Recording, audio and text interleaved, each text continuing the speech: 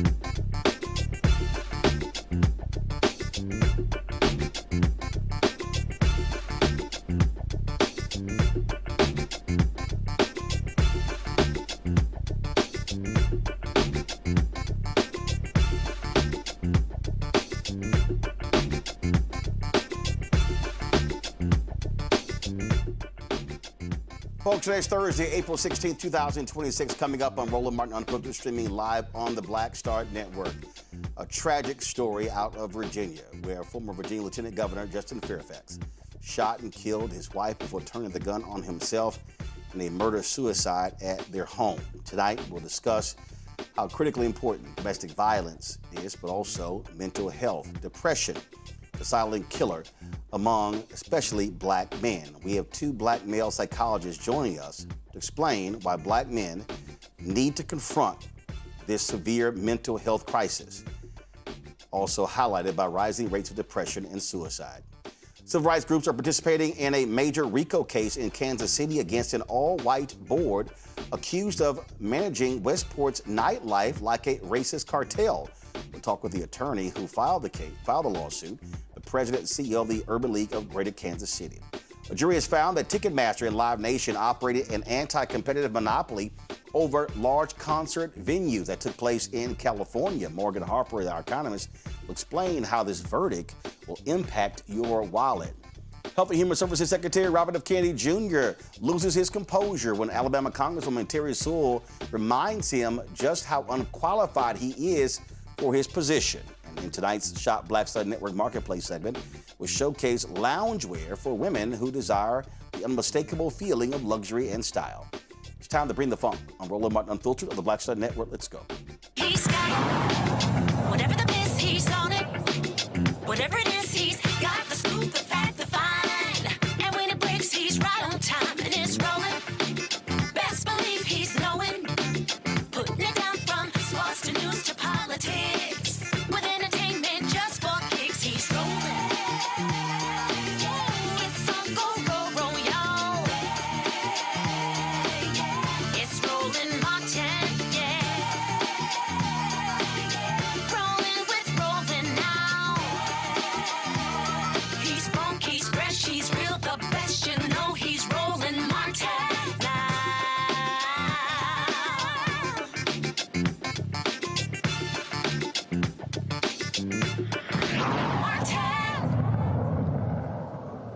Folks, an update on a story we told you in November about a significant RICO lawsuit in Kansas City.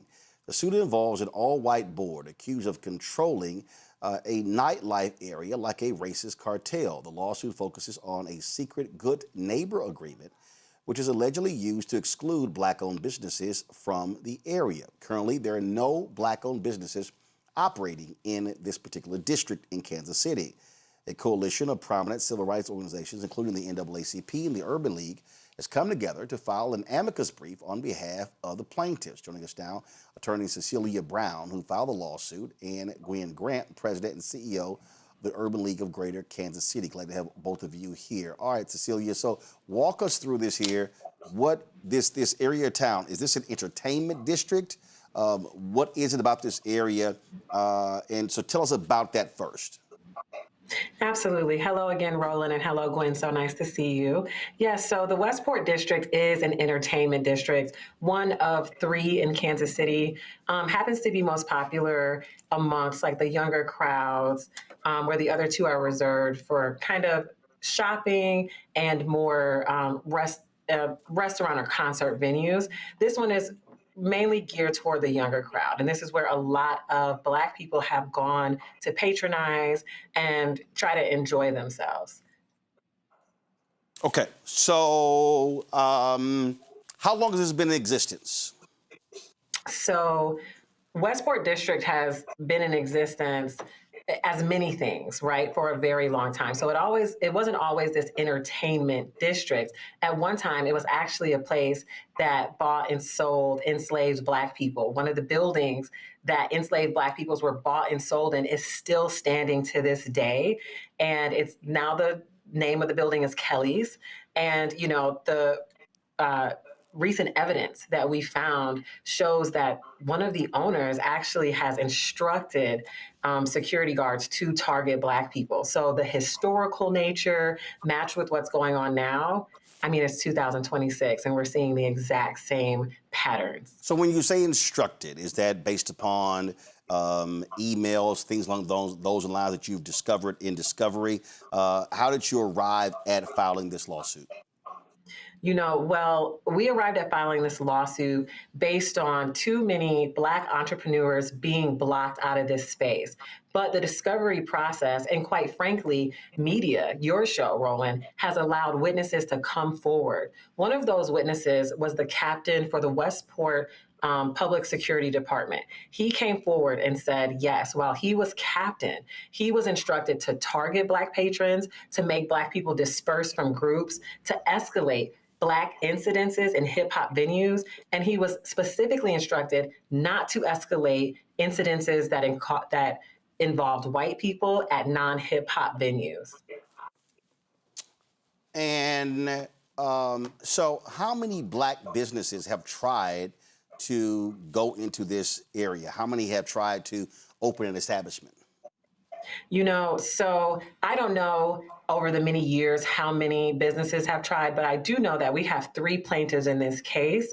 And surprisingly enough, Roland, we actually filed a 3rd amended complaint in March of this year because what we found, we've added another claim of civil conspiracy because what we found was that these business owners were reaching out to Black entrepreneurs and basically trying to get them to conspire to now take over leases in this area in order to refute the discrimination charges that we have. Thanks to witnesses, thanks to people coming forward, we have recordings, we have transcripts where literally 2 businesses are offering a $300,000 investment to a Black entrepreneur to say, hey, come get in here. This entrepreneur himself admits on tape that they were trying to refute the discrimination claim. So this RICO, this conspiracy just continues to grow. And we are so fortunate that we keep ending up with all of the evidence. Gwen, let me bring you in here. And so you and others have filed this amicus brief. Just share with us why you decided to do so. Well, what we found when we heard about this case was that this is just the continuation of what we consider to be the historical restrictive covenants. And the Westport area is in close proximity to the Country Club Plaza, which is where the restrictive covenants began historically here, which prohibited Blacks from doing business and living in these areas. And so when this case came forward, it was really evident that the city of Kansas City, Missouri, should also be held to account on their failure to protect the civil rights of residents of Kansas City as it relates to our entertainment districts, being the Plaza, the Westport area, the Power and Light District downtown. And we've experienced historically this racial discrimination relative to managing the crowd, changing the music, the playlist, when you get a tipping point of the number of African Americans in a social establishment, then the music shifts to maybe from hip hop or R&B to country and Western to make the environment less inviting. So Kansas City has a pattern of perpetuating racial discrimination as it relates to equitable access for African Americans in business, in the entertainment districts, across the board. So that's why we joined on and signed on to the amicus. And listen, what you've laid out, I mean, we have seen this take place in numerous places all across the country. Restaurants, literally, I remember there was Houston's in Chicago, hugely popular among African Americans. And I remember then Congressman Jesse Jackson Jr. telling me point blank that the owner pretty much shut it down because the clientele was too Black. We've seen this in other bars and restaurants, and the use of dress codes, to your point, music, I mean, all sorts of different things. And this is the price, this is what it means to be Black in this country. So, there's a thing I want to add here, Roland. With the Westport area, our civil rights organizations pushed back several years ago when they started to try to set up barriers or roadblocks, entry points into Westport so that they could search people before they come in.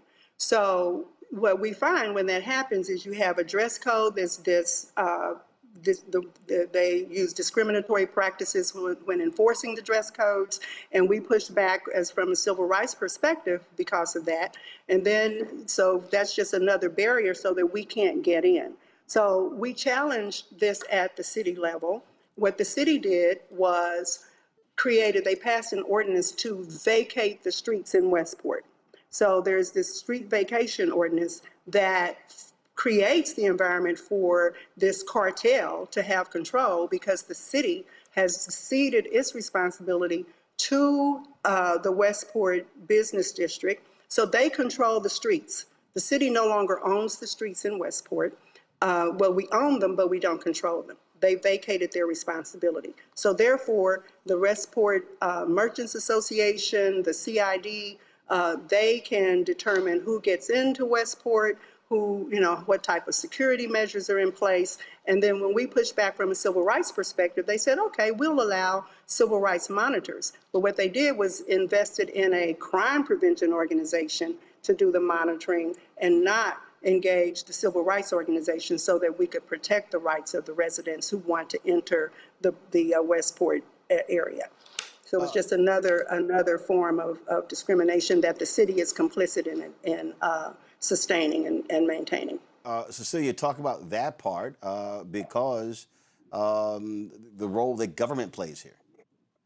Absolutely. To Gwen's point, Kansas City is responsible for what's going on in Westport, not just in theory, not just in any attenuated way. But what we found in discovery is that Kansas City Regulated Director Jim Reddy showed Westport CID how to circumvent its own ordinances in order to push through its Good Neighbor Agreement.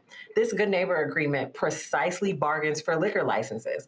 On the voting form for liquor license, it squarely says you cannot bargain for this. Not only was the CID and different business owners turning in this consent form lying, saying that they weren't bargaining for it, but they were turning it in squarely to the person who told them how to use these Good Neighbor Agreements to get around his own ordinances. And shockingly enough, he up and resigned in February. No 2 weeks notice, no notice of anything. So we are currently naming Jim Reddy and the city of Kansas City in our third amended complaint. And we want the city to be responsible for what is allowed to happen for far too long. Questions from my panel. Let's introduce them right now.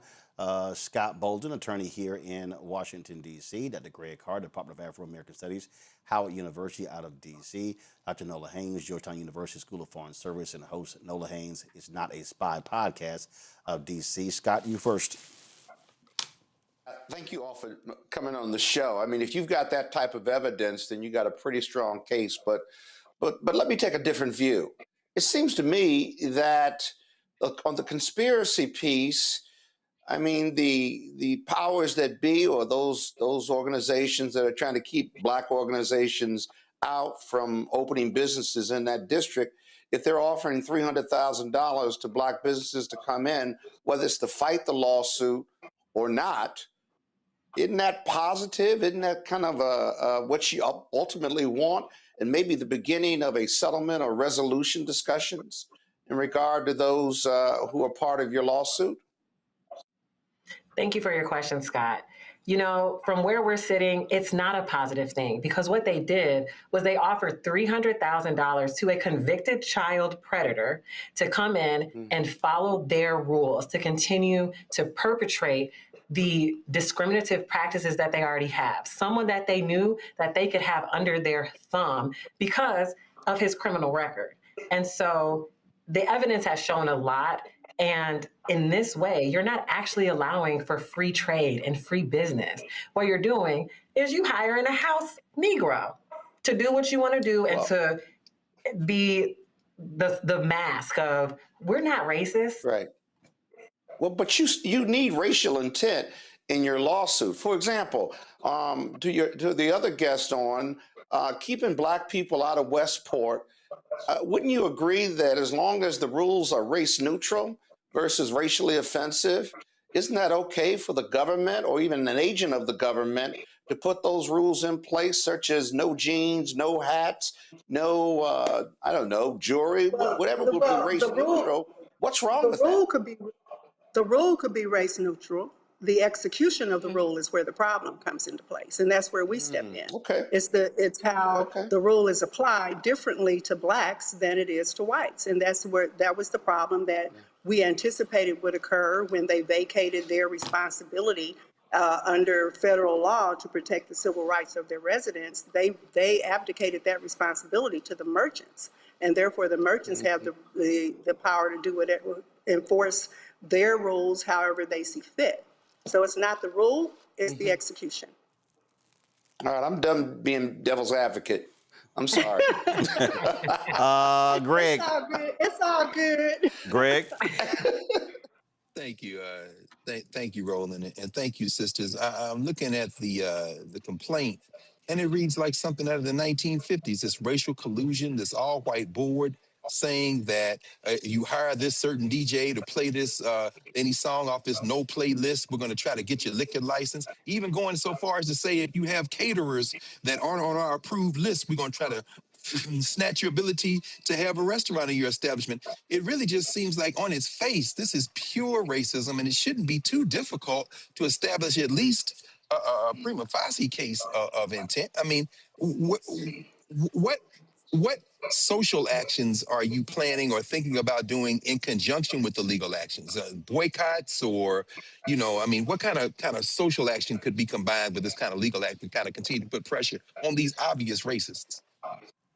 So we held a press conference in the area. As we get more into the entertainment that's coming, we've raised issues around, we've got the FIFA World Cup coming here in June, and we've raised issues in the media about, here we are saying to the World Cup that we're a city that, values equity and inclusion, while we have all of this racism and discrimination happening in one of our most popular entertainment districts. So as we bring people into the area, we're going to raise the, the spotlight, put more sunshine on what's happening in Westport. And we've done periodic updates in terms of the legal actions that we've taken.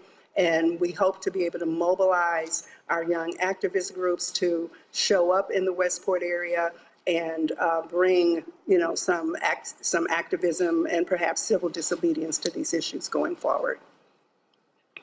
Thank you. I think it's important to note that NAACP has still considers Missouri to be, we're on their no travel list as well. And so we're elevating this issue in that context as well.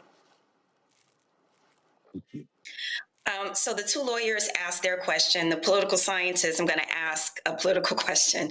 So you've kind of hinted at this. I'm very curious about, you kind of mentioned this is a country club kind of energy. So the demographic in this area, is this a very strong conservative area, a MAGA area? I'm just trying to get the kind of political landscape here.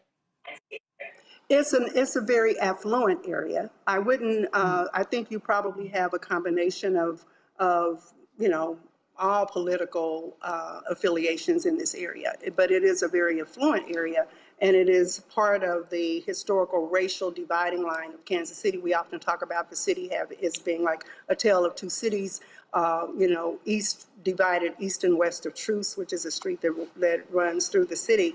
And if you're living west of Truce, that's where you have affluence and, wealth. And on east of Truce, that's where you have poverty and disinvestment in our areas. So it's more of that than I think it's the political climate. The thing about Missouri overall, we're in a crimson red state, very conservative. But in this particular area, you would find, a lot of, maybe I would say it's more of a progressive community. But the merchants, the people who own these businesses, don't want to see, it's very racist in that if we have black people, then they go, we're going to have a whole lot more violence. We're going to have, blight, these things, because we attract a black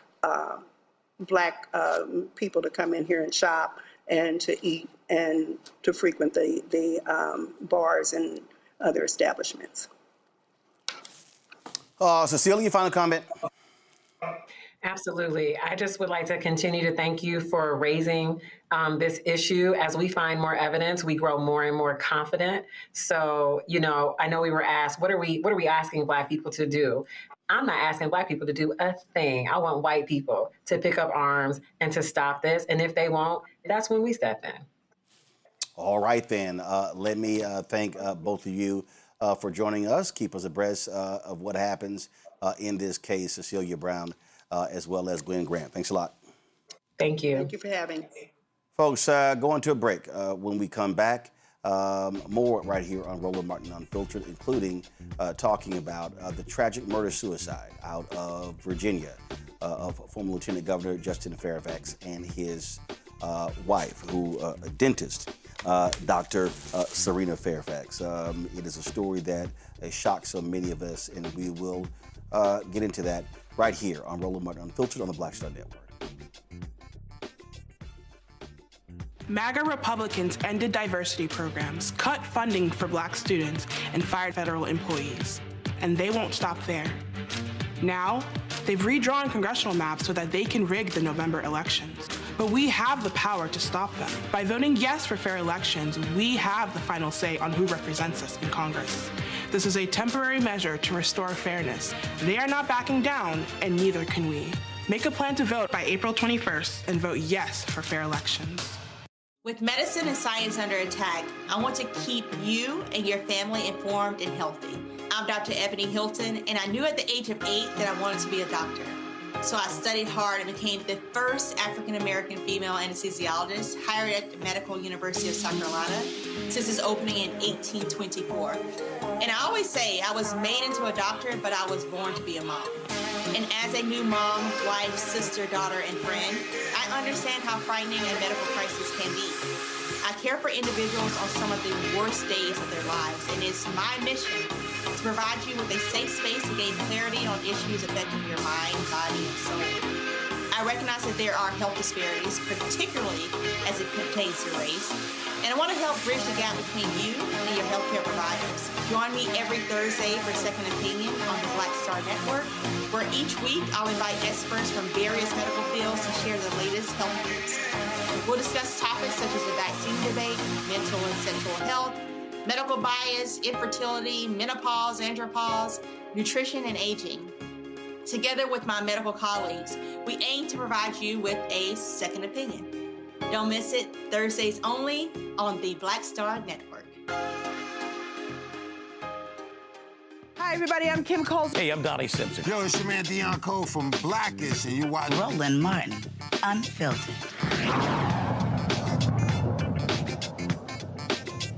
One second.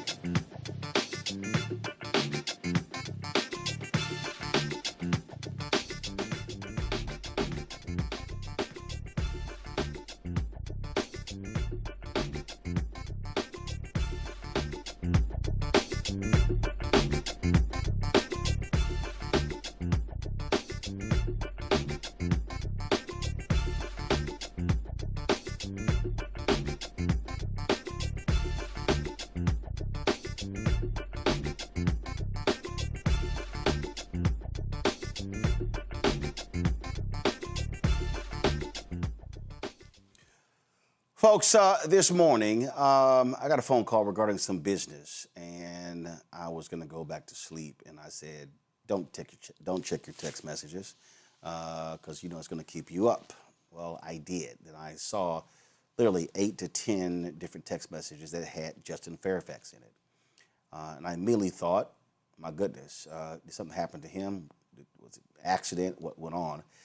And then when I opened those text messages, I saw the news that it was a murder-suicide, that the former lieutenant governor of Virginia, Justin Fairfax, shot and killed his wife, Serena, several times in their home in Northern Virginia. Police are calling it a murder-suicide. Fairfax County Police Chief Kevin Davis said the couple's divorce more than likely triggered this incident. So far, what we know is probably what you all know, and I don't think it's a secret that there's been divorce proceedings that have been ongoing. From what I understand in this early stage, former Lieutenant Governor Fairfax was recently served some paperwork associated with an upcoming court proceeding. That apparently led to this incident last night.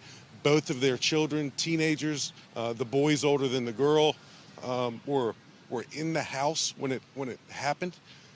So that's horrible news for the family. Certainly a traumatic event for those children to live through. But we know that it all kind of culminated last night when Justin Fairfax shot several times, and killed his wife, ran to a different part of the home, and then killed himself with the same firearm.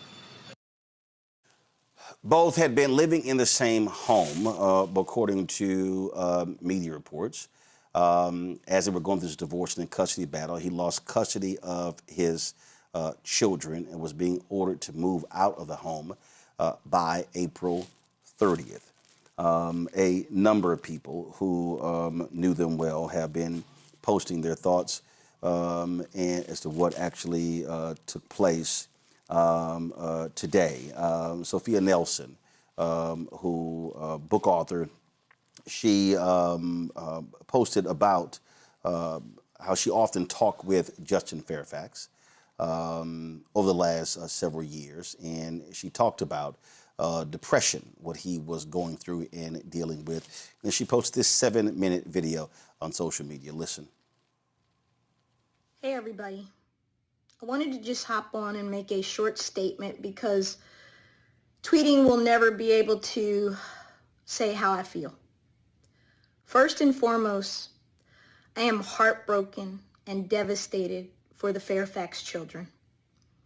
I thought the statement put out by DeMatha High School, which is a high school that Justin attended, it's a Catholic high school here in this region, was a good one. That was the Justin we all knew. The guy full of hope and promise and gifts and possibilities for his future. All of that changed in 2019 when Justin was lieutenant governor. The second thing I want to say is Serena Fairfax, anyone who knew her knew she was an amazing woman. Kind, good, a great dentist, faithful to her patients and her community, and faithful and loyal to her husband at the most difficult and dark moment ever for their marriage and for their family when these allegations about Justin came out in 2019 when he was serving as Virginia's lieutenant governor. Serena didn't deserve her ending. Serena did not deserve what Justin did to her. Those of us who talked to Justin as late as Monday or Tuesday of this week or were in often contact with him knew that he was depressed, knew that he was in darkness, knew that he was dealing with everything he had lost, feeling that there was no hope. And all of us tried to encourage him to get help, to get back in the arena, to not give in, and to do something good through all of this, something he called the culture of cruelty. He wasn't able to turn that corner. But none of that justifies murdering his wife while their children slept in the home and leaving his children holding the bag in something that is unthinkable and unimaginable for someone in their 30s, 40s, 50s to handle, much less two teenagers who now don't have parents.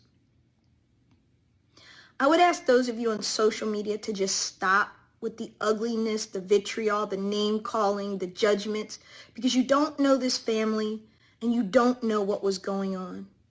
What you know is the outcome, and it is tragic and horrible and something none of us that knew them ever thought was possible. I think if we're honest, some of us thought Justin could hurt himself because he was so depressed and down.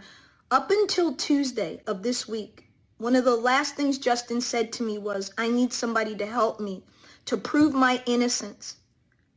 I can't get my life back until somebody stands up for me. I had done so in a Washington Post piece in 2022, but I had done all I could do. Others should have stepped up.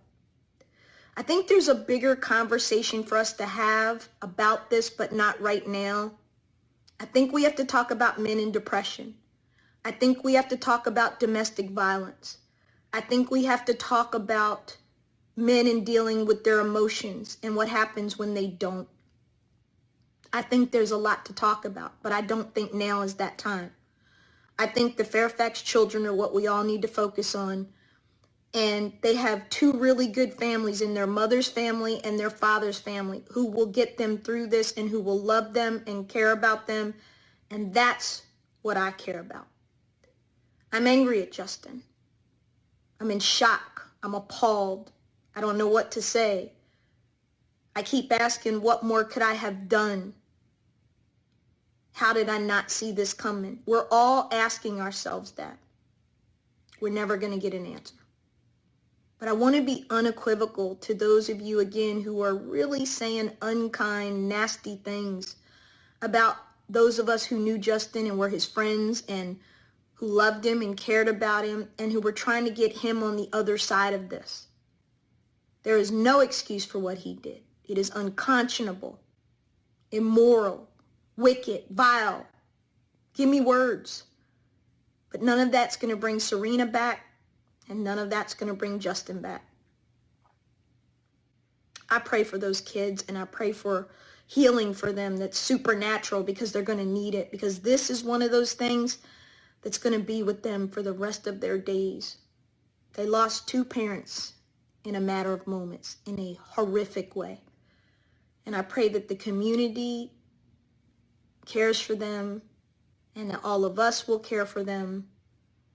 Lauren Burke, thank you for your faithful service of years as Justin's publicist and as a dear sister and friend. You and I went through a lot together in trying to get this brother back together and get his life together. And I know we've talked and we're both struggling with this. I can't imagine how his family feels. I can't imagine how his fraternity brothers feel.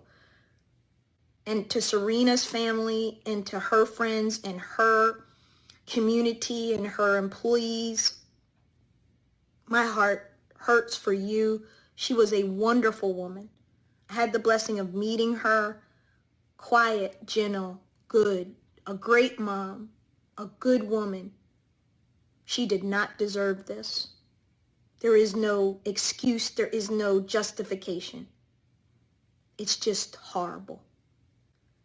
I'm thinking about you and I'm thinking about us all and praying for healing. And I pray that we take something out of this, that we really need to rethink our public discourse and our public life and how we handle politicians and people who run for office or people who are in office. They're people too. And they have wives and they have children, or they have husbands and they have children. We need to think about that. That's all I want to say for now. God bless you, and God bless the Fairfax kids. So I knew both Justin and Serena. I knew Justin more. He'd often been on my show. Justin was an Alpha fraternity brother. He also was a Sigma Pi Phi fraternity. We were in the same chapter, Beta Nu. He obviously came on the TV One show when so remember, he ran for Attorney General in Virginia, lost, got more than 600,000 votes, then ran in 2017 for Lieutenant Governor, shocked folk and won. And I remember national media were not paying any attention to him.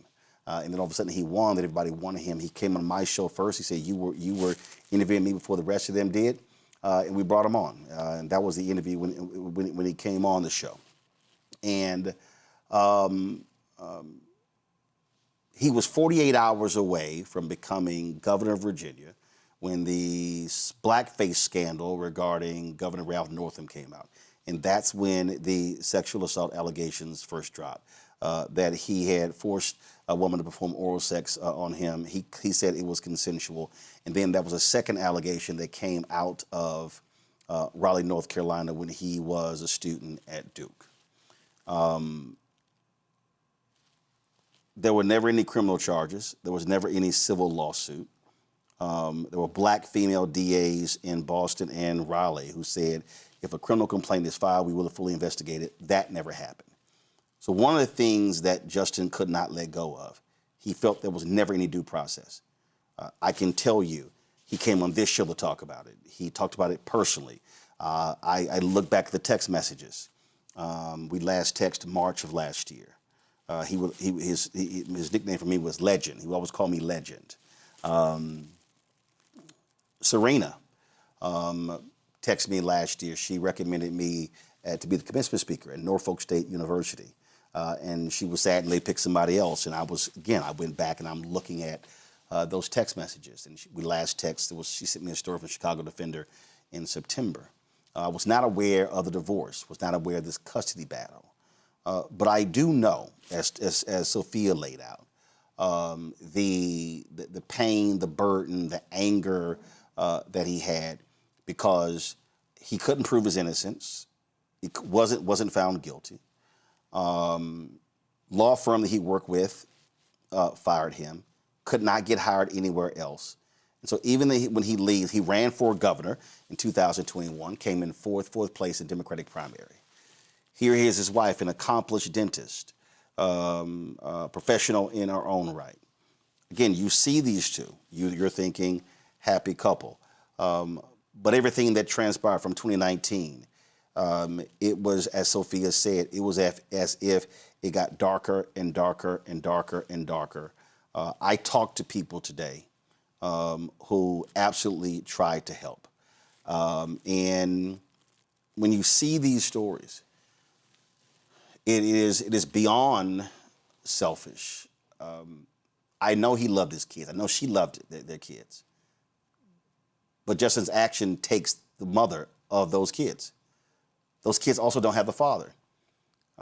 Now you're seeing the New York Post put out some story regarding documents and talking about financial issues and alcoholism, all sorts of different things along those lines. And the reality is his life was not over. He was being talked about. I mean, he was lieutenant governor. The governor could only serve for one term. Folks were already saying he was going to be the nominee. He would have been for the next term. Before, when Glenn Youngkin, that race, many said that should have been Justin Fairfax. People were saying that he could potentially run for president one day. All of that was lost. But the reality is, his family wasn't lost. And so the question is, how do you deal with that? How do you deal with it? And I'm purposely having tonight two black male psychologists. So let me explain to you why. When the Chris Brown, Rihanna domestic violence situation happened, I was at CNN. And every conversation I saw on national television, it was women talking about domestic violence. And I kept saying, okay, if men are committing domestic violence, why are we not having the conversation with men? We just did the story of the sister in Coral Gables, not Coral Gables, I'm sorry, the town in Florida, shot and killed by her husband, brother there. He's been charged with murder. So when I was at CNN, I said, and so I remember I wanted to book Kevin Powell because Kevin Powell had openly written about committing domestic violence and seeking treatment. And it's interesting, the producers didn't want to do that. They didn't even want an all-male panel. And what's crazy is that the producer of the segment is now the president of MS Now, Rebecca Cutler. And what was interesting is that 3 weeks later, Oprah had Kevin Powell on the show. And I was like, well, clearly he was good enough for Oprah, but he wasn't good enough for CNN.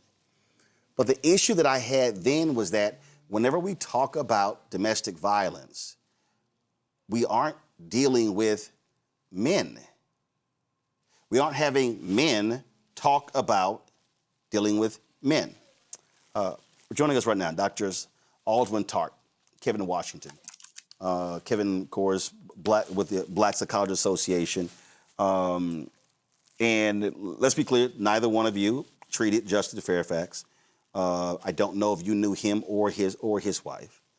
But based upon all that we know, Kevin, I'll start with you, is that here was an individual who could not handle the destruction of his political career, which impacted the personal career, and now brings in the devastation of his family, now leaving not only, my God, his teenage kids. I mean, it was the son was the one who called 911, but also brothers and fathers and her family as well. So this tragedy it goes beyond, killing his wife, taking his life.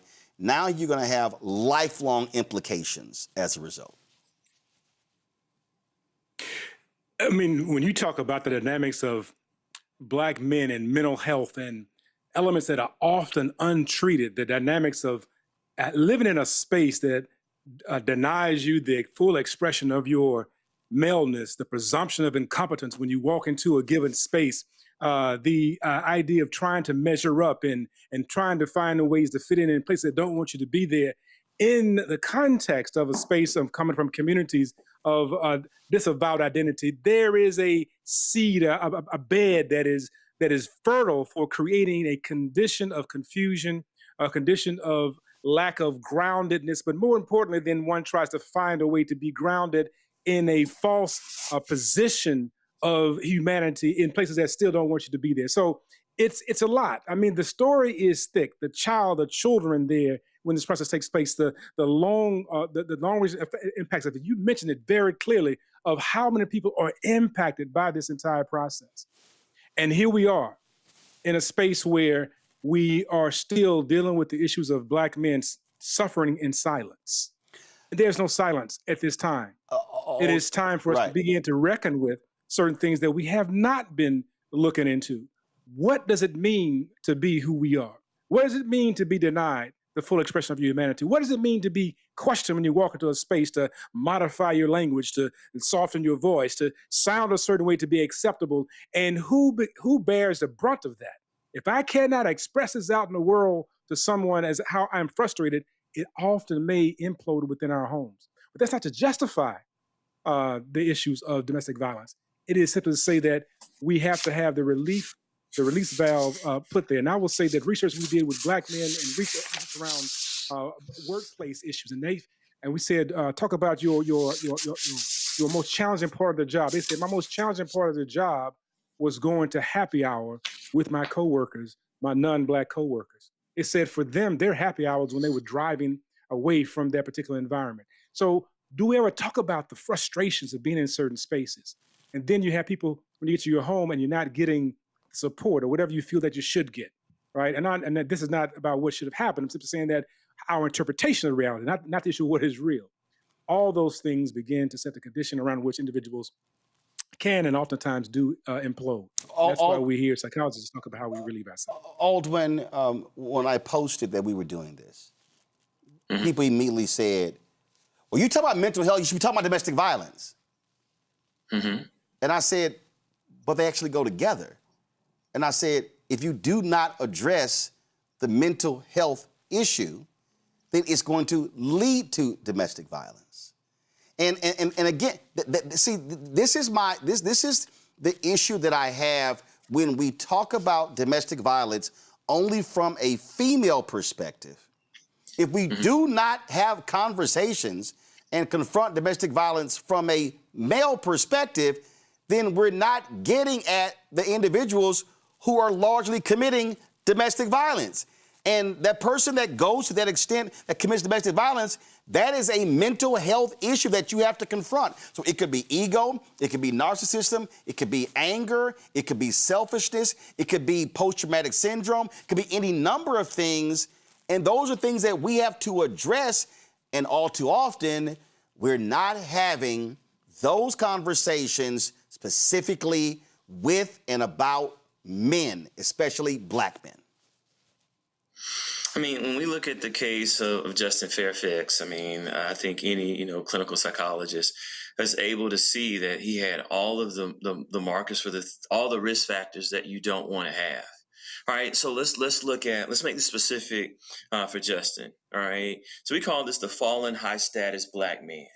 All right, phenomenon. So think about who he was, a public figure who lost it all publicly.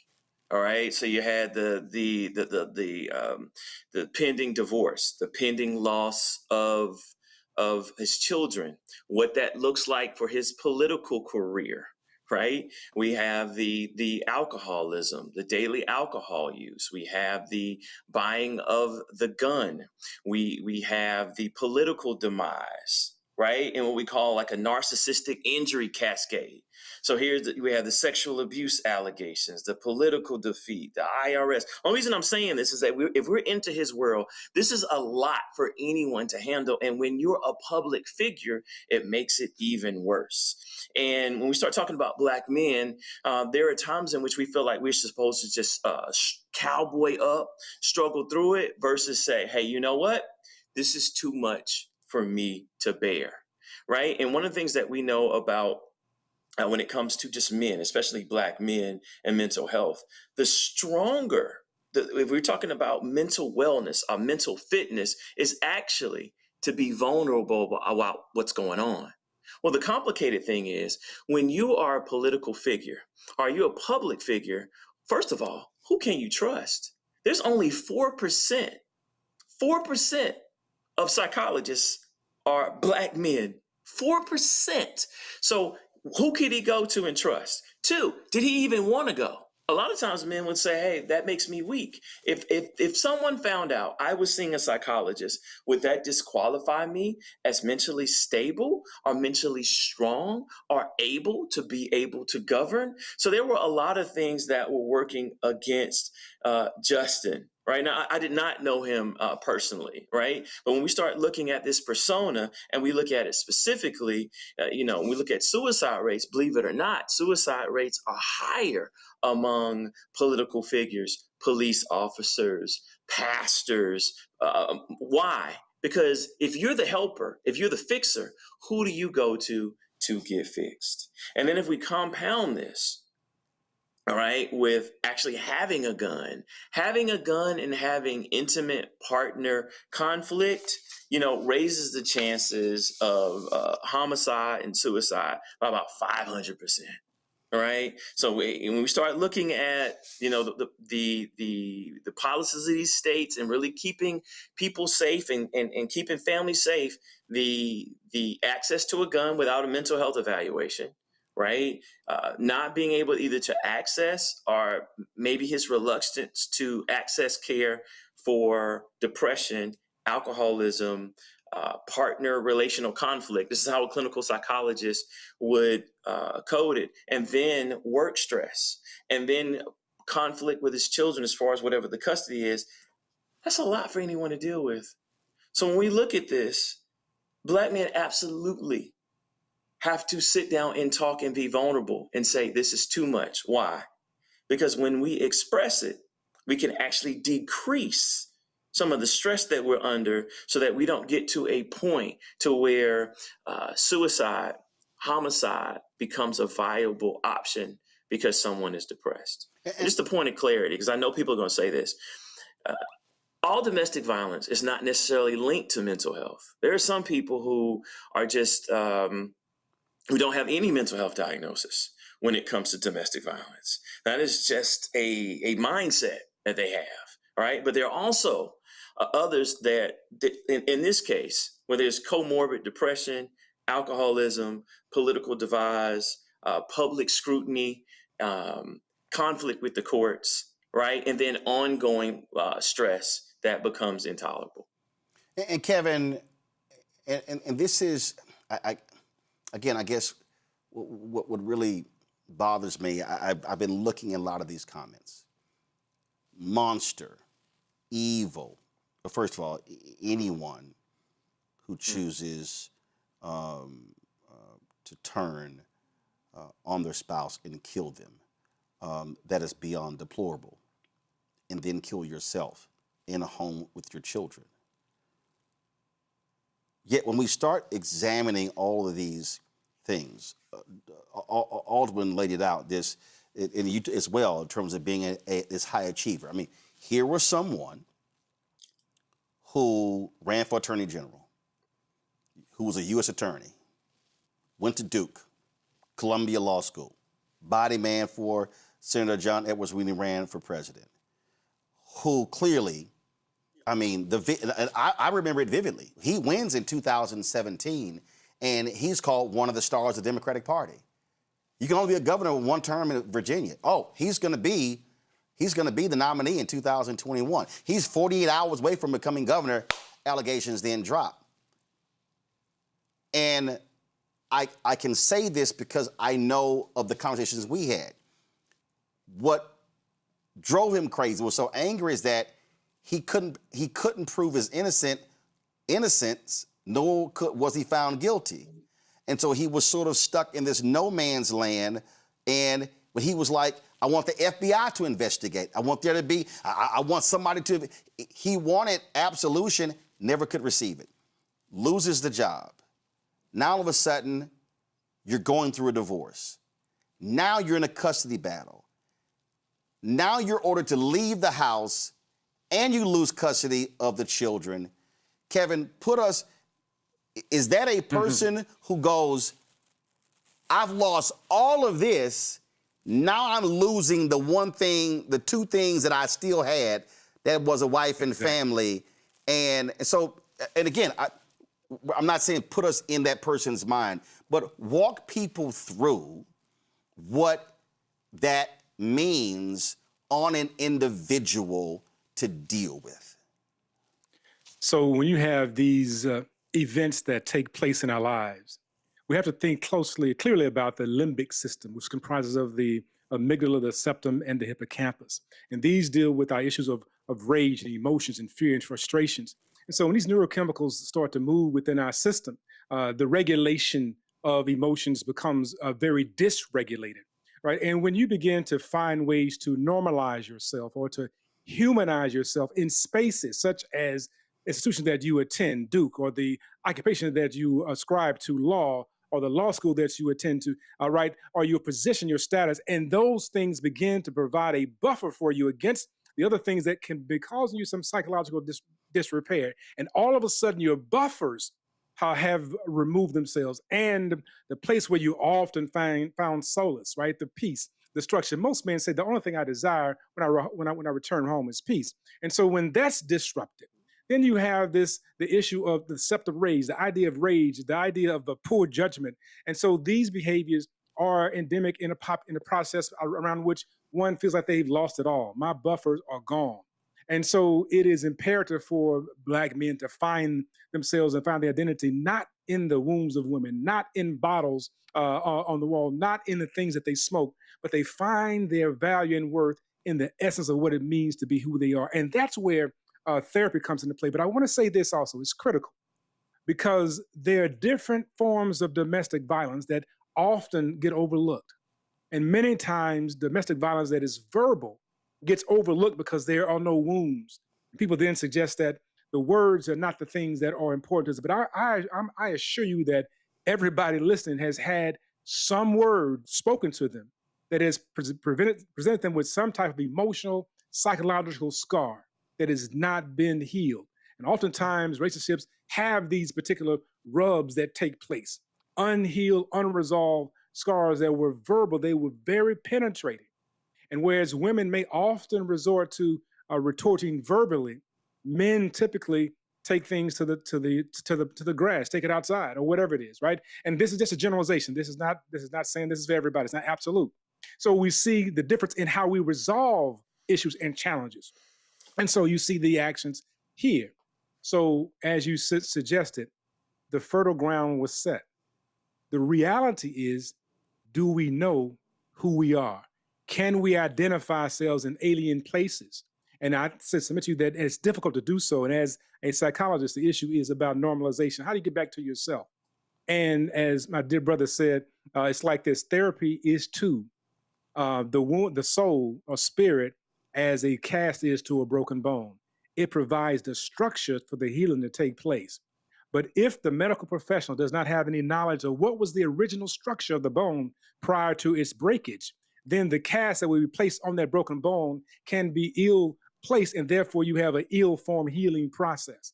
If the individuals were not clear about what it meant to be Black and Blackness and what it means to be a Black man and what are some of the things that are disruptive, then the type of therapeutic intervention that is applied can be disruptive. And many times that is one of the reasons why Black men don't find themselves in therapeutic sessions. Not only the issue of safe self-facing stuff, the idea of how do I save my face, but also do I believe you understand what in this hell is going on? Not the issue of hell in the sense of a profanity piece, the issue of as I'm dealing with all of these hellacious issues, these voices, these thoughts, these ideas, these conflictual phenomena, this reality. Do I believe that the person I'm going to sit across from has the capacity to understand and the wherewithal to not only hear, listen, but also understand deeply the essence of what it means to be me, and then to begin to set me on a pathway for the healing to take place? Panel, get ready for your questions after I ask this question of Aldwin.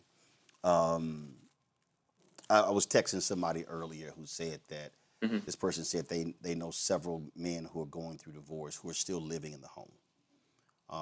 I went through divorce in 1999, tried that for a month, didn't have kids, but I was like, no, I can't stay here.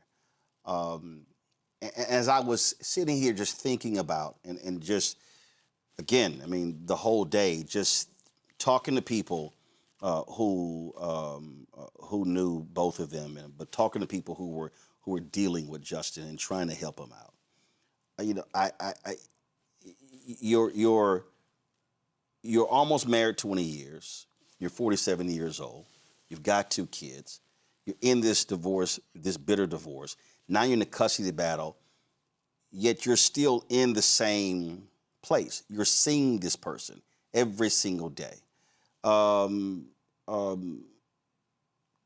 about what that is like every day. And then, of course, we find out that he was ordered out of the home by April 30th and also losing custody of the children and the impact that has on someone who is already in an extremely fragile state. I mean, well, first of all, Roland, Justin is your friend, all right? And so you have to honor him, you know. On the other end, we have to accept accountability, right? And so this is what I mean, all right? I want to respect. He lost custody of his children, right? That means that a court looked at this and said it's not safe for him to be around his children. He had a handgun, depressed, drinking alcohol, right? And has the means to get therapy. Now, Kevin will tell you, we're not hard to find.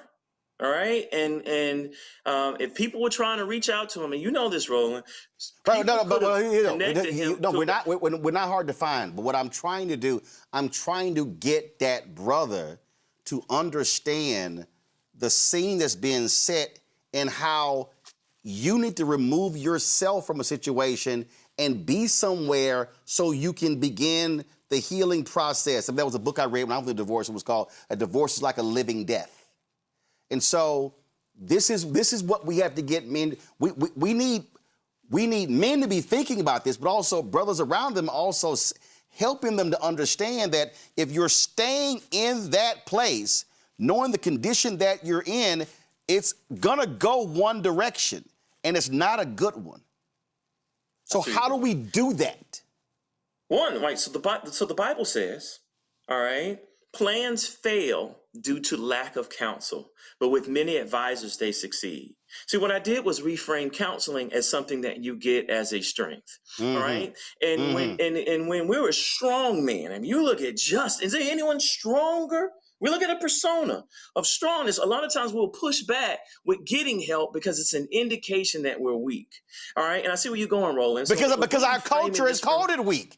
Our culture has said, oh, man, you weak, you ain't weak. Suck it up. That ain't what a man do. What you're saying is like, no, getting help is actually, that's... Because you don't enter your family. Because a real man has to protect his family. And I'm talking about real men, not saying Justin wasn't, but I'm talking about the male ego, right? We're here to protect emotionally. And so that means that I can bleed out on my family, right? Or I can say, hey, you know what? I'm going to go get well. This has been a lot on me. And my wife, my kids don't deserve for me to handle this in a way that's dysfunctional. right? So where I get to a point to where the court has to decide whether I'm fit to be in the home, to where the divorce gets so bitter and we're staying in there and the kids are watching this on a regular basis, right? So the manlier thing to do is to be vulnerable and say, I'm not going to let what's going on in my life, right? And he certainly had a lot of stress, right? Just to say the least. He had multiple compounded stress in the public eye while going through privately, going through hell, right? But also refusing therapy. So every man watching out here that thinks that we can lone wolf, or the strong thing to do is to suck it up, or don't cry. The stronger man says, you always default to the thing that's harder. If I'm talking to men, is it easier to drink and act like everything's okay and be silent, or is it harder to sit down in front of a psychologist or a therapist and say, my life is falling apart? I feel unjustly accused. I'm losing everything. I've publicly fallen in front of someone. I was once deemed to be one of the strongest Black men in the country, and now I can't even keep my family together, my reputation together, right? And I'm losing access to everything that I know.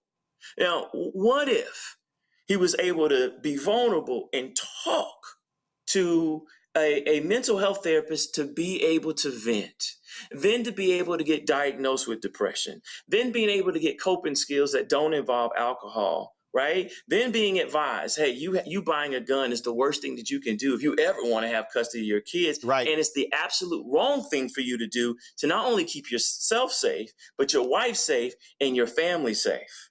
Right? He could have even been hospitalized. He could have done day treatment. He could have gotten medication, right? Now, I know we think, I don't want to do those things. But think about if he would have addressed his mental health issues, his feelings in a proactive, productive, and healthy way by putting himself in the care, not only of one, because like Kevin would say, he would have multiple doctors, a psychologist, a psychiatrist, a primary care physician, right? He would have had multiple resources that would have helped him to potentially be here without harming himself and family. So men, as you're listening, vulnerability is a strength, because then you can name it. And when you can name it, I'm depressed. And there are men out here, and I want to see the comments. There are men out here that said they're depressed. Right? I used to work for the NBA, and one of the campaigns that they did to get men to shift to depression being manly is to get men that men respect to say, I was depressed. Kevin Love, I was depressed. Paul Pierce, I feel anxious. Right? Marquise Morris, I was depressed. So when we start looking at this as Black men, we're under a lot of pressure,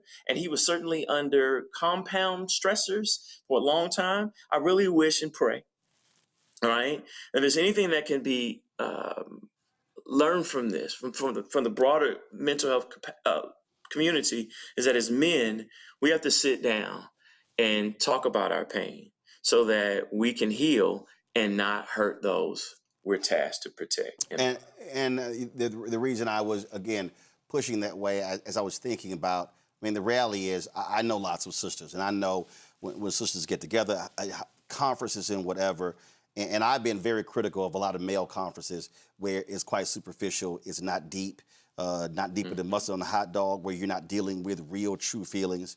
And the thing that's also so frustrating to me is that I know the conversations as an alpha that we've had in our brotherhoods, when brothers are actually communicating.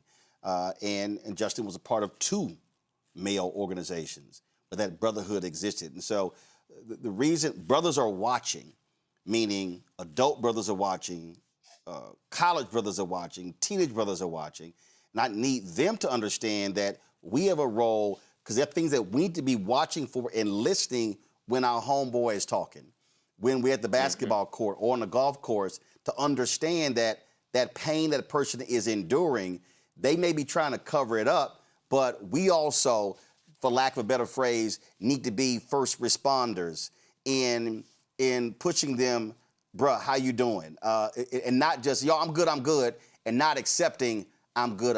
Let me go to my panel. Scott Bolden, you're first with a question. Yeah, thank you, Roland. Justin was in our same fraternity, Sigma Pi Phi. He was a political friend. The Justin I knew was a fighter. He came to me professionally for what, Roland, you just said, was to find vindication, his due process. When I say he was a fighter because he wanted to sue the two women in the middle of this Me Too movement because he had lost everything that you all have talked about. We weren't retained. I wasn't retained for that lawsuit. Can't remember whether he ever filed that lawsuit. But he was a fighter, but it was a deeply seated loss for him. You know, men, and there's a question coming, men evaluate themselves all the time on the external. We provide, we profess, we protect with our families. We're judged on money, job success, so forth and so on. But the one part I'd love to hear your comments on from both doctors is, it's for me to get to you and to say, this is going to help me, right? I've got to be convinced as a man that you can help me. When men say, I don't need to go to counseling, I'm not going to counseling, it's because that's not going to get me a job. That's not going to pay my bills. That's not going to get me my family back. That's not going to do anything that I need to fight my way out of this craziness that's put me in a depression. I've got to be sold on that this is going to help me in those 5 areas, because if that doesn't help me in these 5 areas and I'm just talking and you're going to give me some coping mechanisms, that's all well and good. But if I'm a high achiever, right, then I'm looking for solutions, because men are about solving problems. Jesse was a lawyer, so he was about, his core was, I got to solve these problems. How to get my political life back, my family life. I got to have a job. I got to pay bills. The bottle ain't helping. The drugs aren't, whatever. That's not helping. So doctor, you two doctors, if you can tell me how that's going to help me solve those 5 problems, then I'm coming to see you. But you can't tell me that, then I'm going to keep struggling and I'm going to keep trying to figure out a way to solve these huge problems I got that I arguably, in my mind, had nothing to do with, other than I had consensual sex with these 2 women and my political career is over, where I don't even think I did anything wrong and I don't have any judgment or due process. How do you get Black men with that as a circumstance or context, right, to say, yes, I'm going to go get counseling? Because you can say everything that you said, but what I'm talking about is convincing them to do that as problem solvers, and how we value everything on the outside of our lives. Society values that, and we've been taught at our core to value that. I mean, so that is a phenomenal question, and you're asking it like a high achieving dominant male, right? And what I would say is that it happens every day. This is what psychologists do, but because we've never seen it, we don't believe that it works. So there's not a lot of trust. I can tell you who does know this: Black females, because Black females go to therapy at a rate 2 to 3 times as Black men. When they're going through things, they're sitting down and talking about, I got laid off with DEI. You know, I'm going through a divorce. This is tough on my children. And they are utilizing their services. And that's why Black women, all right, have the lowest suicide rates of anyone in the country. All right. And so when we start looking at this as man and say, I'm going to do this on my own. If this is not going to pay the bills, I'm going to do this I'm going to drink. I'm going to, not in the case of Justin, I might retreat to sex. I might retreat to fighting. I might retreat to withdrawing. I might retreat to just being by myself. And what we know about isolation, when you're by yourself and you're not expressing it, all you're doing is getting angrier. All right. And what you're beginning to ruminate. All right. And so he created this idea of what he was going to do beforehand. All right. He had the gun. All right. So when we start looking at this, these thoughts are, and anyone that would tell you about the progression of suicide and homicide, a lot of times people tell you they have thought about it. Right. This is why a lot of states don't allow you to be able to get a gun without a mental health. In fact, Alwyn, he had said that to several people. Yeah.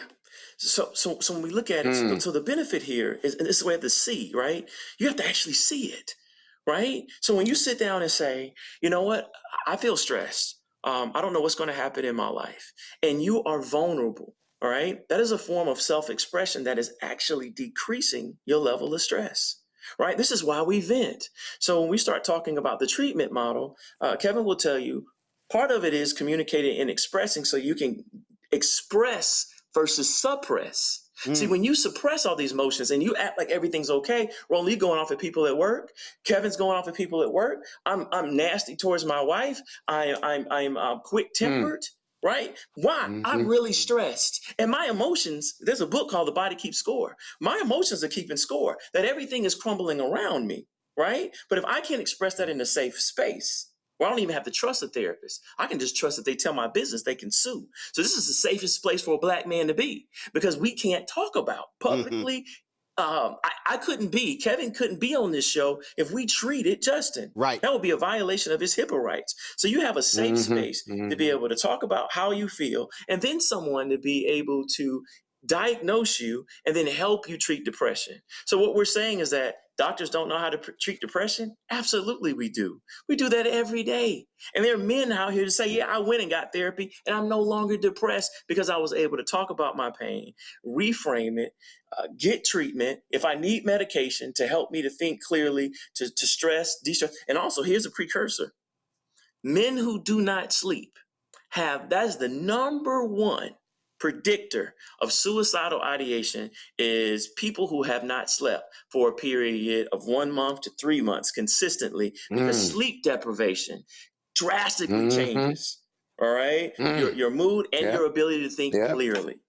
It's so strong. This is how people are tortured. Sleep deprivation is one of the number one tortures to get soldiers to be able to tell. That's how powerful it is. So when we're so stressed we can't sleep, man, if you're watching this and you can't sleep and you haven't slept, for a period of 30 to 45 to 60 days consistently, all right, you are driving yourself to be more depressed and anxious. So the question I'd ask as I wrap up is it better to have these things get worse? Or is it better to sit down and talk to someone about how you're feeling so that, one, you can express yourself, feel supported, have someone strategize with you, not only give you coping mechanisms, but help you treat your depression, right? And possibly give you something so you can sleep, so you can be in your right mind. Kevin, you going to weigh in? Dr. Tart just mentioned was about the issue of cortisol levels. They get increased adrenaline level, and as a result, then it disrupts the entire sleep cycle, which disrupts our cognition, our judgment, and so forth. I want to say this. I say this also, Dr. Tart, is that we understand that women can be together, and understand that men do together in general. What I mean by that, classic example: women can get up and say, "Let's go to the restroom together." It's not a thing that we would do as a man. Say, "Hey, let's go to the restroom together." It's not a thing. And so Roland was spot on when he suggested this idea of how are we responders around the things that we do together, right? And so one of the things we have to do a better job of as therapists is have a presence in spaces where we are doing together. We will fix a car together. We will play ball together. We will do a lot of things together. And inside of that doing, it oftentimes is a moment of being. But we miss the being moment because then we don't know how, as Roland said, to then pare down what is really going. Man, how you doing? Oh, I'm all right. No, not really. How you doing? Right? What's going on with you? And allowing people to go down to the next level. So what are some of our doing moments? One of the things I found out is men engage in cigar smoking. It's not one of my things in totality, but I started developing some intrigue around cigars, right? And so we have a podcast called When the Smoke Clears. And When the Smoke Clears is about men coming together and sharing things like what's happening with me around the context of divorce, context of child separation, and so those kind of things. And one of the things I do is whenever I have a young person that comes into my space, or an older person, doesn't matter who it is, and they'll tell me a narrative around what's going on with them. And they may mention, this is not a professional conversation, this is just us talking. And they'll say, hey, let me tell you what she did or what she said or what happened. And this is the narrative. And I'll stop, I'll start laughing, and I'll call another brother. And I'll say, listen to this. And I'll just hold the phone up, and he'll say what happened. And that person will start laughing. And it's not laughing at what happened. The issue is it normalized the situation so that a person who is, as Dr. Tart says, the idea of high function, high achievement, begins to realize that, you know what, I'm about as normal as everyone else. That we all are having to deal with different dimensions of the same thing. And then we run through the idea of the narrative, like, what night school did certain people go to play the same plays day after day, no matter what generation they find themselves in? So we talk about normalization. So these are the things that we have to figure out. Is it how do we find ourselves in spaces. So it's the being in our activities, the again, the cigar smoking, the where we find ourselves. This is the work. We can't assume that somebody says that I'm going through a hard time, and now I'm going to admit to you to a therapist, to myself, that I need a therapist. That I got. No, that's probably the last thing I would do. It's the first thing I should do. It's the last thing I do, because it is an admission of a defeat. I can't be a father. I can't be a politician. I can't be a man about the community. I can't be an upstanding person who went to institution and lived life in an upright manner. I can't be a good son. I can't be so many things. And all of a sudden you want to tell me I can't handle my issues? So we have to do a better job of saying, listen, we're here. We have to do a better job of doing this, telling stories, making sure that we know, as all of us have said. Roland, you said, I've been through a divorce. I've been through a divorce. Some of the stuff that I can tell you about that happened, that Jackman, I can tell you that, yes, I thought about suicide. Let me tell you this, and I tell people all the time about the situation.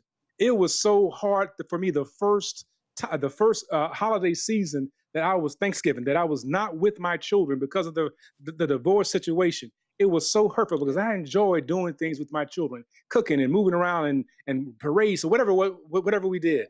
And I sat up in the bed so depressed that I'm a therapist. It don't mean I'm immune from this.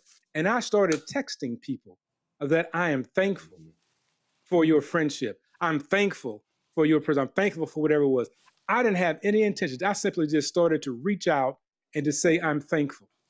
And I'm still sad and depressed. And all of a sudden, people start responding back to me in kind. The second thing, and this is what you said, Dr. Tart, very clearly, is that when we roam free in our heads with no adult supervision, that's Dr. John Levine Zant, we cause a lot of problems. So when I began to let it out and I began to just share, it wasn't to a therapist, it's just to friends. Hey, and they started sharing with me, thank you for this. Thank you for that. And I began to recognize my value and worth was more than simply trying to satisfy somebody who wouldn't be satisfied, whether that's on a job, in a family, in a community, wherever it was, that I had value and worth outside of those spaces. At that point, I had the strength to be able to reach out to a mental health professional and start talking and a therapist needs a therapist and begin to talk about these issues. So we have to then, first of all, be in spaces, normalize things, know how to be early responders. Secondarily, have to understand the process around which we allow folks to know that this is normal stuff. You only go on what everybody else other folks are going through. We figure out how to get through it together. And the third thing is to know that when you begin to have acts of altruism, that is, when you begin to have acts where you reach out to people beyond your own circle of pain, your cycle of destruction and despair, and you will begin to find that you begin to help and uplift somebody. And in that process, you cannot help but be uplifted. And I will share with that. Right now, I'm in my mother's kitchen. My mother died February 15th. And so we're here getting some things together. That's part of the reason why we're in a different location. But I wanted to say that one of the things that she always reminded me of is that she says it is difficult to help somebody else without helping yourself in the process. She says always know how to extend beyond your own hurt and pain. One of the things that and Nola's going to ask the next question before I go to her, when you were talking about that something that we have to recognize is that while we are going through our stuff, sisters are having to deal with us going through our stuff. And so here is Serena having to deal with all of his stuff and still being high functioning at her job as a dentist and still taking care of their children. So again, you going through your stuff, you're not by yourself. Kevin talked about, listen, I went through a divorce. I didn't have kids. So I didn't have that. So when it was over, it was over. I didn't have anything else tying me to that person. When you have kids, you do. And we talk about how we just don't want to confront stuff. I remember I went to it was a men's conference, and I had a work retreat that Friday, and so I didn't get to the retreat until Saturday around 4 p.m. And when I arrived, they said, it was a play date. Guys were out, and they were at, there was a church retreat. They were fishing, playing basketball, doing whatever. And so came back for dinner, and then we had this evening service, and I'm sitting there, and I'm sitting in the back, and then probably about an hour in, I see them bringing in sandwiches and some other stuff. And I'm like, what's going on? They said, oh, we got food and games. I was like, hold up. Y'all played all day. We had dinner. And we in here about an hour and a half. Then we about to play again. And so I stood up and I was like, I said, I know a lot of y'all brothers and some stuff y'all are personally going through.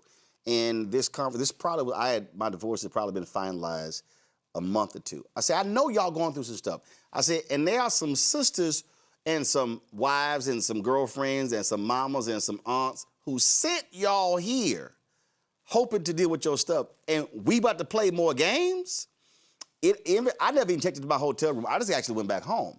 And so one of the criticisms that I have oftentimes is that to the point that, Kevin, when you said being and do, that brothers, when we get together, we are playing games, we are doing activities, but ain't no conversing going on. We ain't going deep. And we had a brotherhood reunion at Texas A&M a number of years ago. And I remember the young brother said, hey, man, so the AKs are coming by and our girlfriends coming by. And the brothers looked at each other, they were like, hold up, that's not what a brotherhood is. And we said, hold up, turn the music off. First of all, tell them they can't come. And we ended up having a brotherhood. We said, we need to show y'all what a brotherhood is. And a brotherhood is an intense, emotional, spiritual thing. We were there from 8 p.m. to 7 a.m. And it was about dialogue. It was about, trusting in the safe space. And so that's what we have to deal with.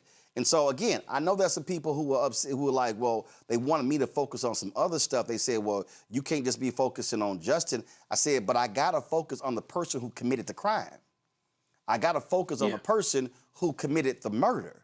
And then in order to deal with, because I'm trying to keep other brothers from doing murder-suicides or beating their wives or girlfriends. And so we need to get to the root of what men are going through so we're not having these conversations. And there's no disrespect to sisters, but the conversations like this cannot be all female-driven. We have to confront what these men are dealing with and what they are unwilling to talk about, share, get therapy, because if it's continuing problem, then we got to figure out why it's a continuing problem. And I think we fundamentally believe is that we're not having the dialogue. And as I said, we're not being first responders, being attentive to our brothers and our cousins, and when they call us and the sighing on the phone and you can feel the heaviness, and then we just excuse it as, oh, he tired. Nah, it's some other stuff. Nola. You're right. I mean, it's really quickly, well, 1 second. I want to go to Nola, and then I still have Greg. Nola, go. Thank you. This is a heavy conversation. And also for the audience, we're going to move Morgan to tomorrow in our Shop Black Star Network because I wanted to give this more time to breathe. Nola, go. So, Scott, got to push back because I'd argue that women as chief problem solvers, we seek help because you can't walk around injured. That helps no one. But my question is this. I teach on a college campus, and there is an uptick in accommodations. And I'm listening to this conversation very carefully because all of this impacts all of us, right? It impacts the family, it impacts friends, it impacts everyone. I didn't know Justin, but I met him several times, but I didn't know him, and I'm sitting here in shock. So I can't even imagine the people that were close to him, how they're feeling right now. So we're having this conversation about diagnosing the problem. What are some of the fixes? What are some of the movements to get men interested in therapy, which I know for a fact the last 3 years of my life have been a complete living hell, and without my therapist, I wouldn't be here. So I know how important therapy is, right? So what is the movement here? Because it isn't just impacting the kind of man that Justin was. It is also impacting the young men that are growing up to be the Justins. So how does this become normalized? What is the plan? What is the movement here? I'm going to say this before Alwyn and Kevin jump in. This is what I'm going to say. And this is what I say to brothers, and I've actually said to sisters. I remember sister telling me, my job is my life. I said, so if your job ends, you just fall out and die? And what I say to a brother, young brother, older. First of all, you are not defined by your job. You are not defined by your paycheck. You are not defined, your life is not defined by what other people say about you. That if you lose all of that, and all of us, when we get to that point where we about to, where this life is over, we ain't thinking about none of that stuff. So if in the end, you ain't thinking about all your stuff, but you thinking about your people, that should be your primary motive.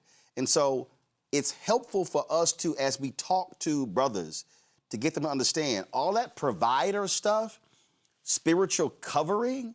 A provider is not, that does not always mean financial.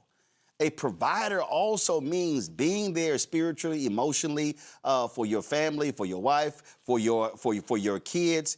And that's what, for me, what is so painful is that what Justin did, he won't be able to see his kids walk across the stage. He won't be able to hug them when they graduate, when they have their first kid. So if you love your kids so much, the last thing you should ever do first is shoot and kill your wife. And even if you survive, now you're going to prison. And then turn it on yourself. And so I would say, bro, you are not, your being is not defined by all that shit. Because if you lose it, you still here. And your family's still here, and you still got something to live for. Alvin, go ahead. Yeah, first, just in respect to depression, that's not how depression talks to us, right? Like, so you said that people around him saw a shift. They saw a darkness. They saw depression. It. They heard it. Absolutely. All right. Treatment, right? So I used to work crisis line in Inglewood, right? So we used to work the suicide hotline crisis. Guess what we do?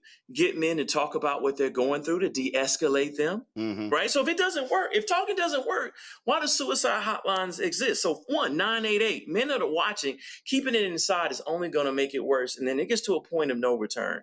They did a study of people who, I don't want to say it, but failed at committing suicide. Right. And what they found was that, those who survived actually had a moment. Most of them had a moment of regret. They did this study on soldiers, a moment of regret after trying to commit suicide to where they regretted it. Now, why is that relevant? They found that if we can get men to talk, right, that there is a window of depression. There's a window of suicide. There's a window of homicide where homicide police know this, where you can just de-escalate someone and get them below where they are literally not in their right mind. Then they can think more rationally. Right? So that's the first thing. So men thinking that not calling 988 hotline and not talking to someone is not manly, right? It is, because you're able to say, I'm strong enough to talk about what I'm going through so that I don't bleed out on my family and I don't make these mistakes. Second of all, this is the part that's painful, and Dr. Washington knows this, right? I've had to talk to families. So someone like Dr. Washington and I are going to be called in to counsel right now the children for what is publicly going on right now. They're going to send a counselor like us into their school tomorrow to talk to their classmates about what happened with Justin, right? So when we start talking about, and I know this is going to be controversial, when we start thinking about suicide, yeah, Justin has peace, but now his kids, now the medical system, now we have to talk to the kids. There's going to be his anniversary, his birthday, every time this comes up in the news, right? And his wife has to be able to deal with this and talk to the children about this, when we could have just picked up the phone, call 988, right, and talk through this. Now, I am not minimizing Justin's pain, right? And I wish things would be different. The message that I'm trying to send is that when we are vulnerable as men, right, and we're supposed to be the stronger gender, how is it that our queens are calling therapists and talking through their issues? Meanwhile, we're suffering in silence and hurting those we love. So the manlier thing to do, and I'm talking manly, right, on purpose, is to talk about these things. Now, and really quickly, the brother that you need to have on this show, Roland, is Dr. Arthur Evans, all right? He is at the American Psychological Association. He testified in front of Congress and said that the health delivery system for Black men is the problem. This is where Dr. Washington is right. This is where you're right. Right? Men don't access therapy the same way as women. We don't go out to dinner 7 deep and then know all each other's business. We'll go hoop, right? So what it's saying is that we have to change mental health to fit how men act. Right. Fishing trips, barbershops, brotherhood circles with the fraternities. But here's the really quick thing. I never ask men how you're doing. And I'm in church too. So guess what we're going to say? Blessed and highly favored. I'm good. I'm Gucci. I'm fine. I'm straight, right? I'm good. You ask men. This is how you open up men. It's called motivational interviewing. For those of you who want to be psychologists. On a scale of 1 to 10, when it comes to life satisfaction, that means how happy you are in your life and with your life. On a scale of 1 to 10, how happy are you? Roland, do this every day. Almost every single man is honest. A 3, a 4. See, when you ask that way, men open up. And then you start saying, okay, all right, what makes you a 3? Right? And then how can we get you to an 8? And that is the process of therapy. So what makes me a 3? All this stuff is going on. My kids don't like me. I was rude to them. I feel like my wife is going to leave me. I think my political career is the problem. I have these financial issues. I can't see what I'm going to do next. I feel embarrassed every single time I'm out. I think people are looking at me. I feel like until I vindicate what happened to me, I'll never be able to do what I went to school at the highest level to do. Right? That alone. All right. Now, how can we get you to a 4 or a 5? Right? Well, if I could just stop arguing with my wife, or if I could just get some sleep, or if I could just feel like everyone wasn't watching me. See, psychologists will listen to this. All right. And then our job is to actually present a solution. This is not just this is not just encouragement and giving you a hug. So one, hey, have you talked to your brothers about it? We know you're in fraternity. Get on the phone right now and text 3 brothers and tell them that you're hurting. So now what we're doing is we're building community. We're stopping the lone wolf from being alone in his thoughts. Right? All right. We're looking at medication. Hey, a lot of people take medication, right? Because you're so depressed right now.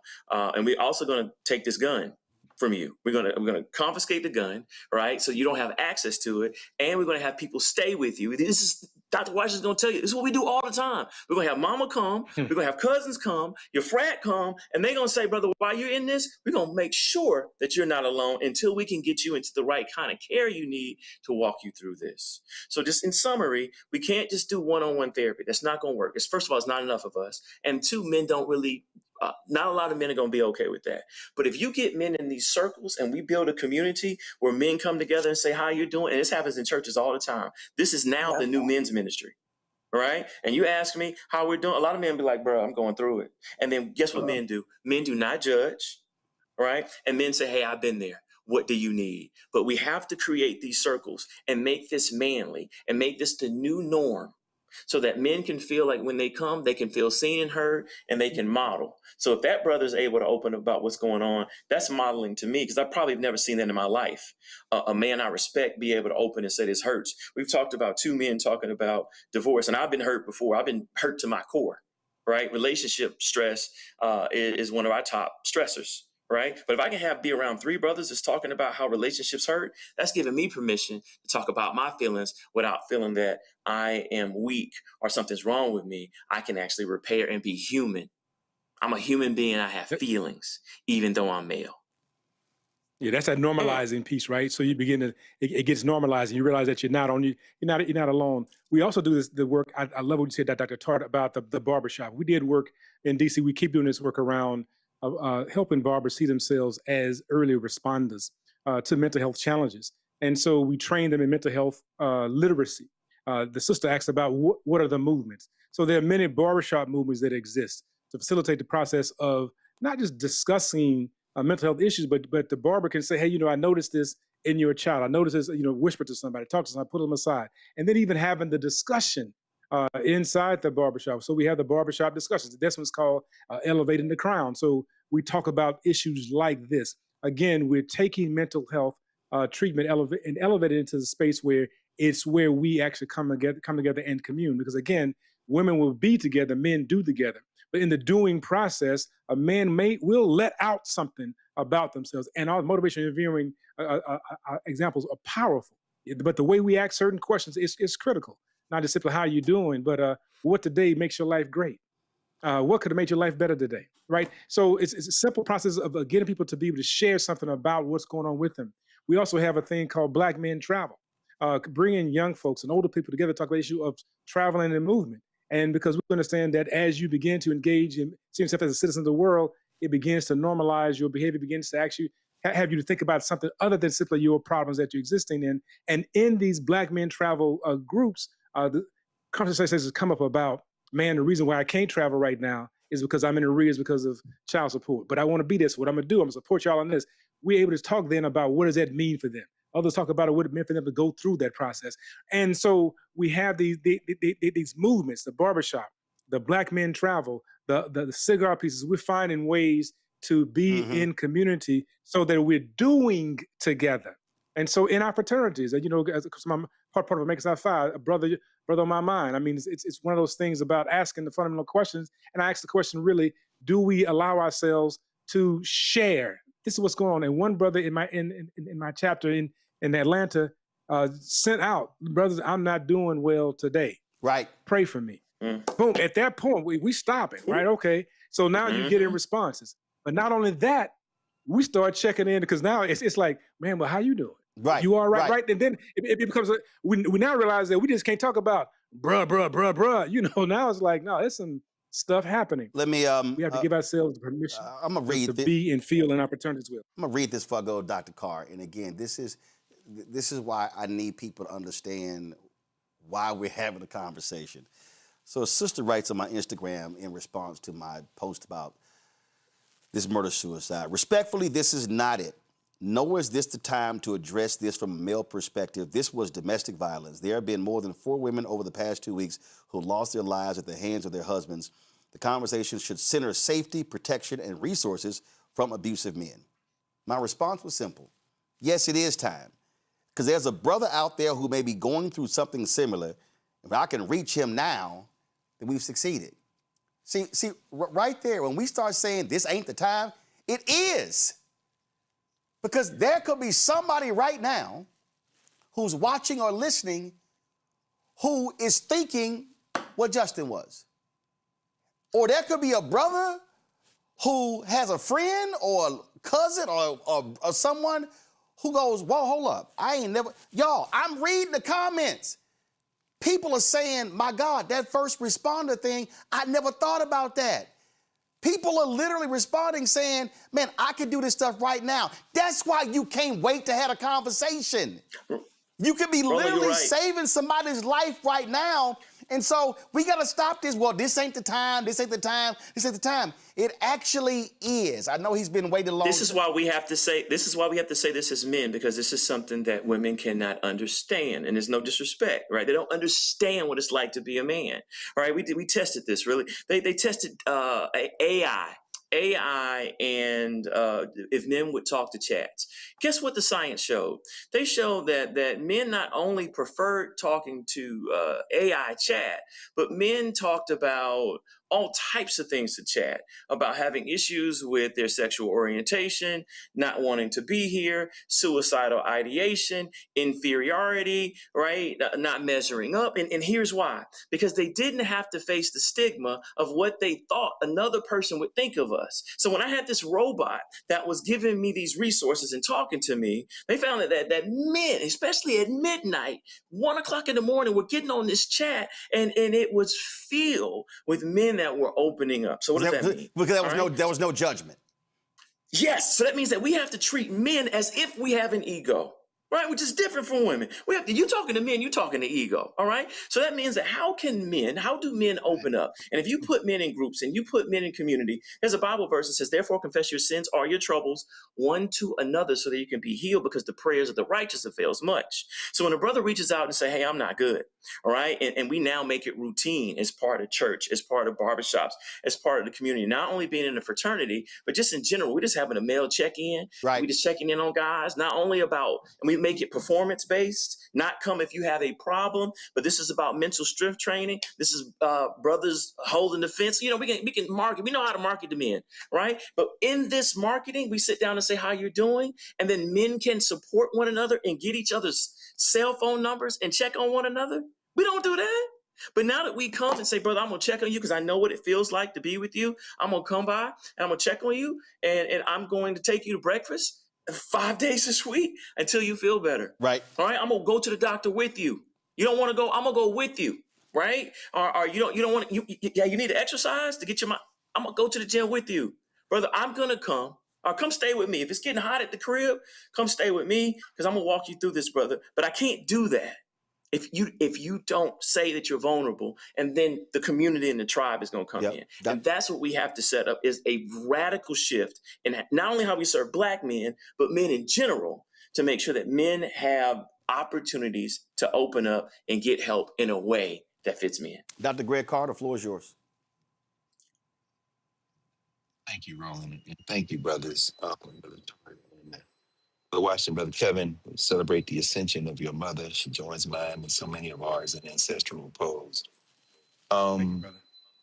You know, I knew Justin, and like you, Roland, going back through the texts over the years, you know, the one thing that just kept coming up was this question of fairness, this question of being, you know, as Scott said, you know, struggling with that and saying that ultimately it's going to be all right, it's going to be all right. But my question is really about community. I'm not particularly interested in men or women in a gendered space. And Brother Tarek, God bless you, brother. I really not interested in men other than men of African descent in this moment of crisis. Reading the conversations that people are having in social media, Black women, Black men, is breaking my heart.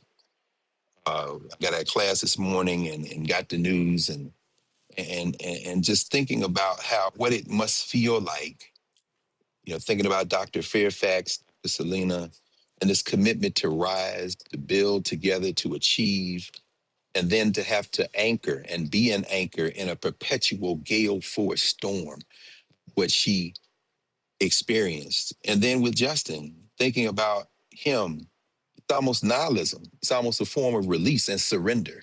It seems like that's what I felt. So I guess my question is, and I think about you, Kevin, a lot, brother, because as an African-centered psychologist, what is the role of community? Can we heal? And by that, I mean in a psychopathic world where we gender the world in Western norms and Western concepts, and to be a man means to be basically a Donald Trump or a Pete Hegseth or a Brad Pitt or a Black version of that. And so when we talk about healing ourselves, we gender it the way they do. And what I'm not hearing enough of, it seems to be at this moment, is the question of community. Maybe it has something to do with class, social class, economic class, because many times the higher we go up in social and economic class, the more we mirror the problems of people who come from cultures which are clearly not built to do anything other than result in the violences that we see. My question for both of you, and maybe Kevin, first, thinking about Justin Fairfax, I didn't know Justin very well, but I think I knew him well enough to recognize in him a man who, and none of us know, so we can't say nothing about what we know, but a man with a family who is searching for a way to find a path to fairness in an unfair world, who seems to have just abandoned the thought and surrendered. And in this moment, 2 people are dead and 1 person is responsible. And I'm looking for answers and solutions to the rest of us that can help us as these children have to go through this moment, that are centered on community. Black men helping Black women helping Black men, Black communities surrounding us in a way that we can disentangle some of this pathology that we have inherited. Dr. Carr, thank you for acknowledging so much, right? Thank you for acknowledging the work, and you've been a part of that process over the years as we conceptualize ways of African beingness in an anti-African space. The title of my upcoming book is called Get Up, Stand Up, Elevating the Warrior Spirit in Black Men. And it speaks to this idea of Ubuntu, because that's the title of the first one, is about Ubuntu in psychotherapy. The idea of what does it mean to be, you be you, a Zulu phrase, what you be you, Ubuntu means being into you, unifying life force. And it says that whatever we do is always tied to others. When we do exist in a space of Europeanness, we find ourselves estranging ourselves from what it means to be human. And so we become unlike ourselves. But people always reminded us, don't let your name beat you back home. Whatever you do is going to impact everybody back here. And Ubuntu says that whatever has happened, your humanity is tied to my humanity, that we can only be human together. We have to, as you suggested, have this notion of extended community, even at this time, around the children that have to deal with the uncertainties of life, around relationships within the Black community, to understand that we only exist because we exist. And some want to liken the Ubuntu to John Mbiti's phrase of "I am because we are, therefore I am." But Ubuntu is even bigger than John Mbiti's phrase, because it says that I only have an existence because it is we. The Zulu phrase "Umuntu, Ungamuntu, Ugabantu," which says a person is a person because there are other people. And if you don't understand what that just meant, understand the impact of one person engaged in the process of suicide, homicide, and how that impacts many persons. And so if it can impact many persons in the context of something that is disruptive, what is the role and responsibility of doing it just the exact opposite? That the healing of one person can be communicative, exchange to others, but are we recognizing even as a communal process? And so Ubuntu says that, listen, I'm only human because of us. And that's what I was saying earlier about acts of altruism. When we reach out to other people and find our community, reach out to others, we're now having a healing moment. When we talk about, again, the circles, if we're smoking, if we have these various circles, that's the circle of healing, allowing ourselves to have the conversations inside of that restores our humanity, because we're in a space that perpetually taxes and stresses and pushes against what it means to be human. As I said very earlier on, we're in an anti-African space, anti-Black male space. And so it's always a pushback, but we often have this idea of what some will call the imposter syndrome, and not in the context of the imposter syndrome as they suggested, imposter meaning that I don't believe I'm worthy. We oftentimes reimagine ourselves as being like somebody else, assuming somehow we're going to be respected and seen as human, and we will never be seen as human, and therefore we never receive fairness there. Our true worth and value comes in what my grandmother says: be who you is and not who you ain't, because you try to be who you ain't gonna be nobody. So our psychology then is predicated on the notion that you have value and worth in the context of others, in community. And so that's why I said, when you're going through a moment and you can begin to reach out and extend yourself to others. And I say that it is okay to do so. And that's why I say that when somebody comes in my space and shares with me something that is happening, I get somebody else on the phone and call in the middle of the day, and they will share and laugh about it. And then they will exchange. We're extending the issue of pain. What happens is that when there is a sore or rupture that to the body, and one reason why we rub that particular space that's been bruised is because we send the sensation of that particular pain to the area around that pain that we're rubbing, and therefore the pain receptors become decentralized and they spread out. The same then it is for the healing of the spirit and our soul, is that as we begin to come together as in community, we begin to absorb some of the abrasion, we absorb some of that disruption, and then we begin to share in that, but then also begin to send energy back into the space and create the healing. And my last statement is this, is that anytime there was a problem within the community, folks would say, like, what's up with what's up with Tart? Well, Tart out there on that stuff again. Well, tell your mom I'm gonna bring her some greens by. What do the greens have to do with Tart being out there on that stuff again? What it has to do with is that as the person is preparing those greens, there's an incantation over those greens. What am I saying? Community is beginning to get involved in the process. If people know what's happening, we just can't always keep things to ourselves. And then the greens come to the house. And so they bring the greens to the house, and then they say, come on inside. I'll put them on the stove and let's talk. Well, I heard that Tart out there again. Is he all right? Well, pray for us. There'll be a prayer circle. You may even engage in the process of eating those greens together. But the point is that there was a communal recognition of what was happening. It was a rehumanization of the issue that's going on, that you're not going through this thing together. And then there was this particular reach beyond what we deem to be physical to be able to create the healing network. We have to do a better job. I find ourselves in our fraternities. I find ourselves in our churches. I find ourselves in our various institutions. We're being pseudo human beings. We're trying to become like the oppressor rather than be who we are. And that is to be people who really check in with how you doing, how you feeling, how you living, how's your life, and then waiting for the response, not the European finding you, but the issue is, how are you for real? Because among our African people, you don't ask the question how you doing and don't wait for and don't expect a response. Right. That's why the Yoruba say, "Shea Lafia Ni." How's everything in the universe? Among the Zulu, Sawubona, how do you have a presence? Right? So when we hear those words, the words are asking the fundamental question, how is your connectivity? Our work has to go down to, as therapists, as healers, to be able to help the community express themselves as early responders, as Roland said, to be able to ask deeper questions, listen, and then respond as community of healers, not as psychologists, but as healers to empower one another. Alwyn, final comment. Yeah, we know how to do this. All right, I'm a big doer. Right, so this has already been laid out by the CEO, who happens to be a brother, Dr. Arthur Evans. Right, and so I would get in contact with him about how to change the mental health delivery system, like Dr. Carr said, to be more community oriented. And I can tell you the number one place that is shifting, and I am a psychologist and a licensed and ordained minister, is in the church. It is now the number one mental health delivery system to men. And I'm talking about the Black church. I'm a member of Word of Faith Family Cathedral, Bishop Dale C. Bronner here in Atlanta, Georgia, right? And we have a men's ministry. And this is not just here, all right? If you start looking at the mega churches, all right, the number one growth market is actually men coming into church. Why? Because pastors have started delivering mental health services in a different way.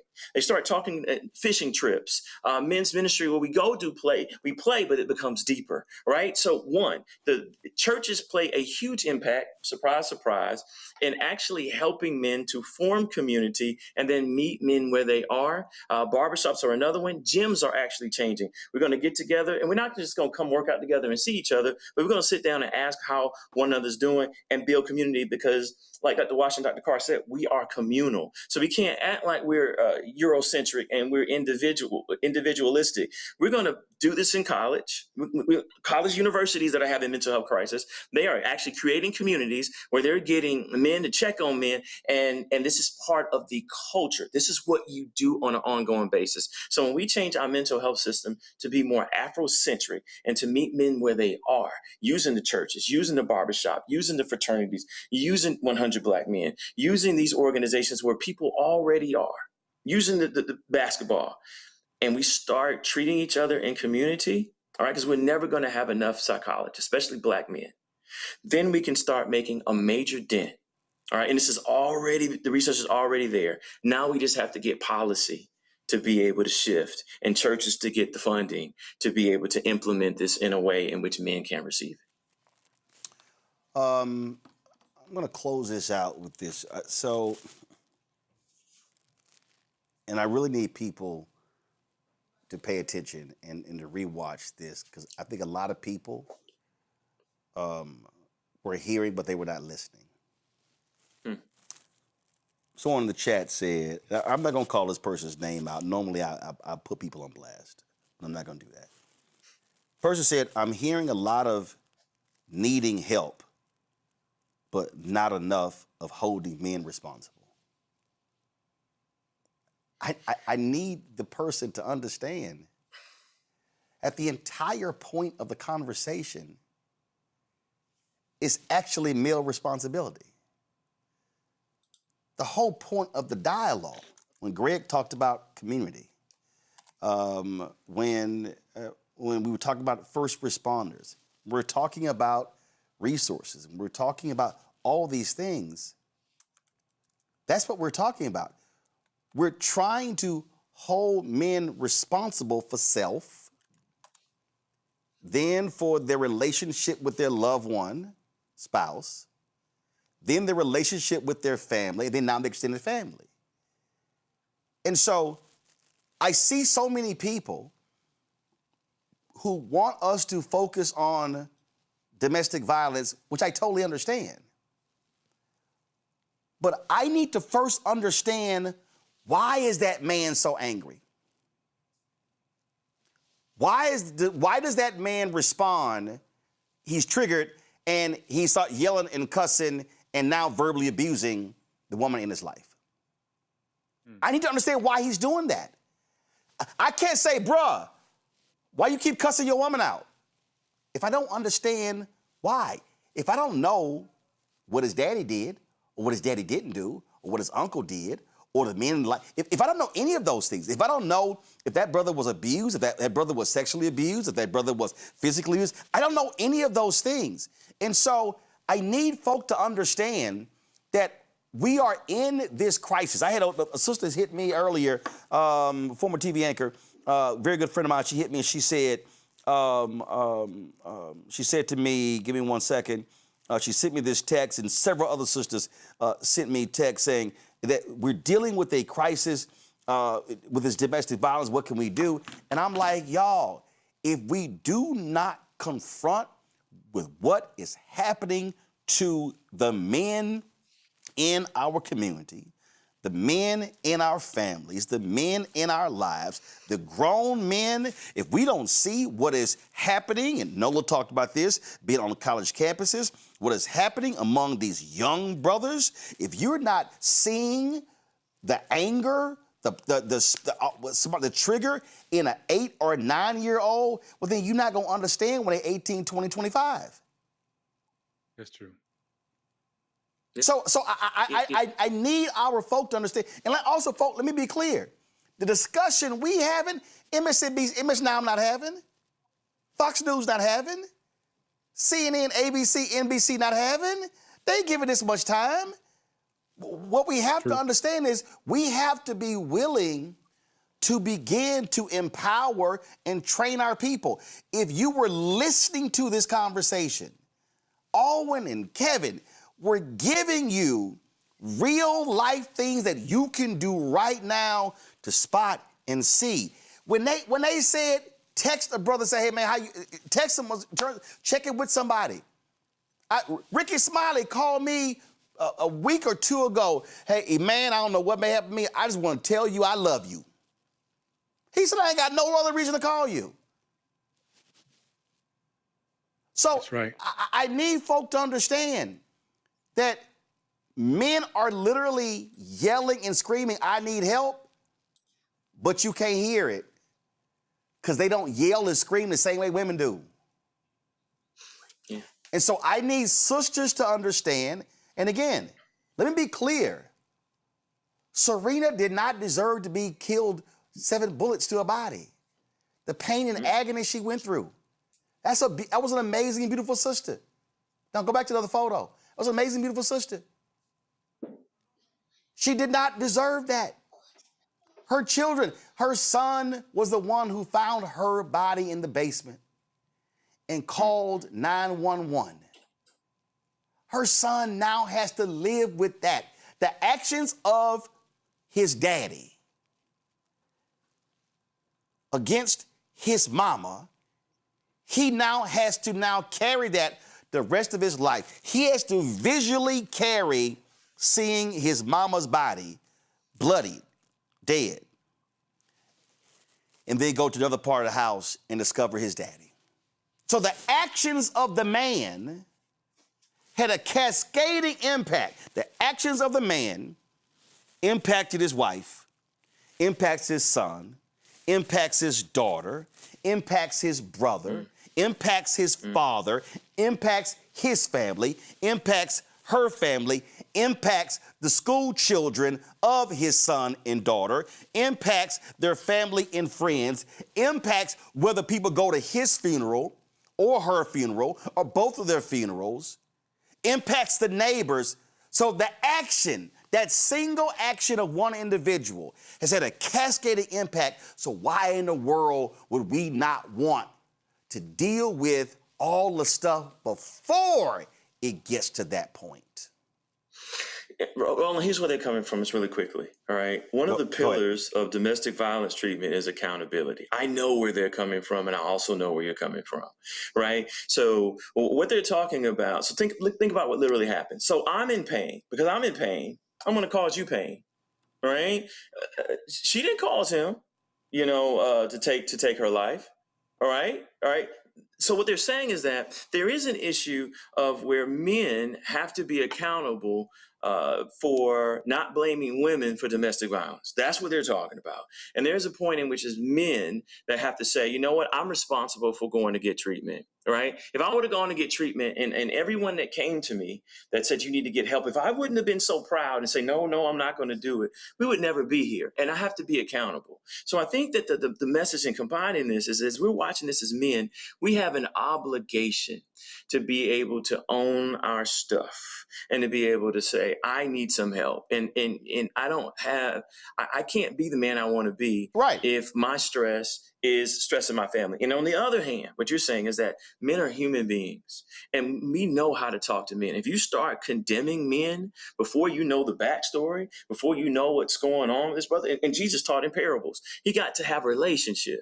All right. So if we combine those two, yes, men need to be accountable. Right. But you have to have a relationship with men to be able to hold them accountable. Otherwise, you'll push them even further away. Right. And what I'm saying is, and I need people to understand, is that I don't want to see a single man commit domestic violence.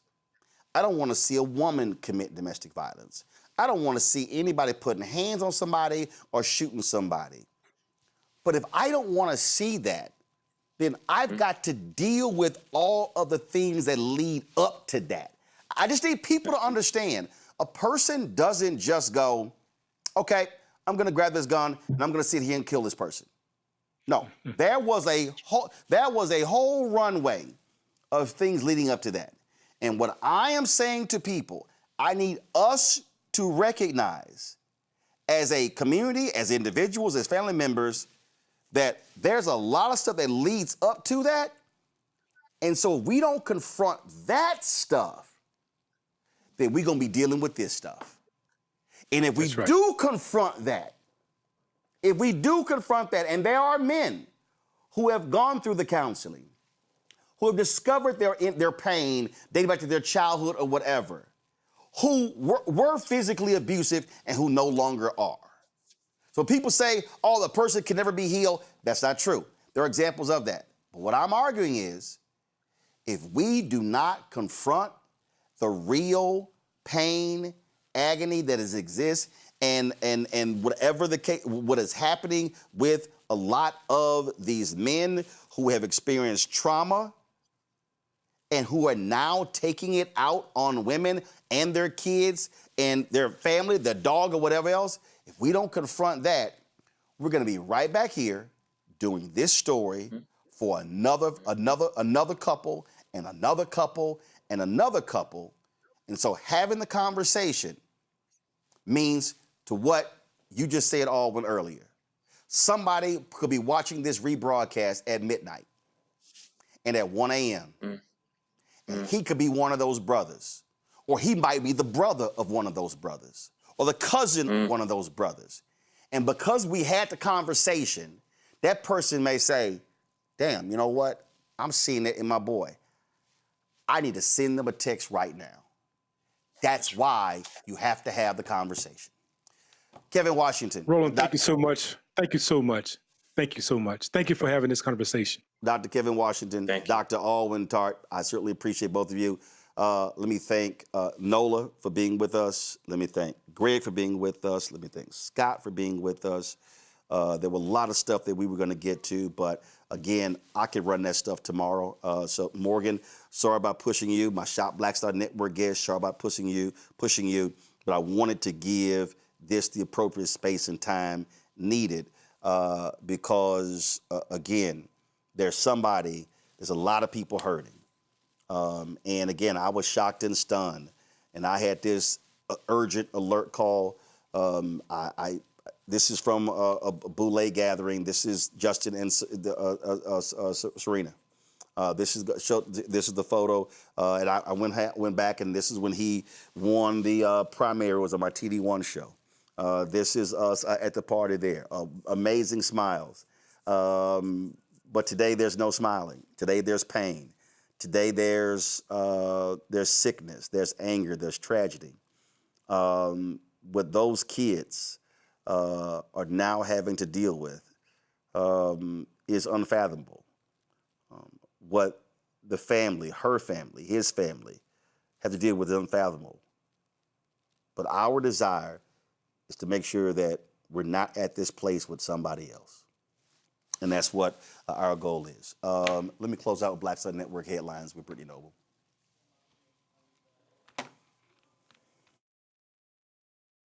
The NAACP filed a lawsuit against Elon Musk's XAI this week, alleging that the company is illegally operating methane-powered turbines that emit dangerous air pollution at a massive data center complex near Memphis, Tennessee. The complaint filed in federal court in North Mississippi alleges that XAI and its subsidiary, MZX Tech, are violating the Clean Air Act by operating 27 unpermitted gas turbines like those shown here at the Colossus 2 project, which powers the chatbot Broke. According to the civil rights group, the turbines effectively function as a power plant, which is legally required to obtain permits for major sources of air pollution. In a statement, Bree Connor, NAACP's Director of Environmental and Climate Justice, released a statement saying a data center should not be a potential death sentence for a community's health.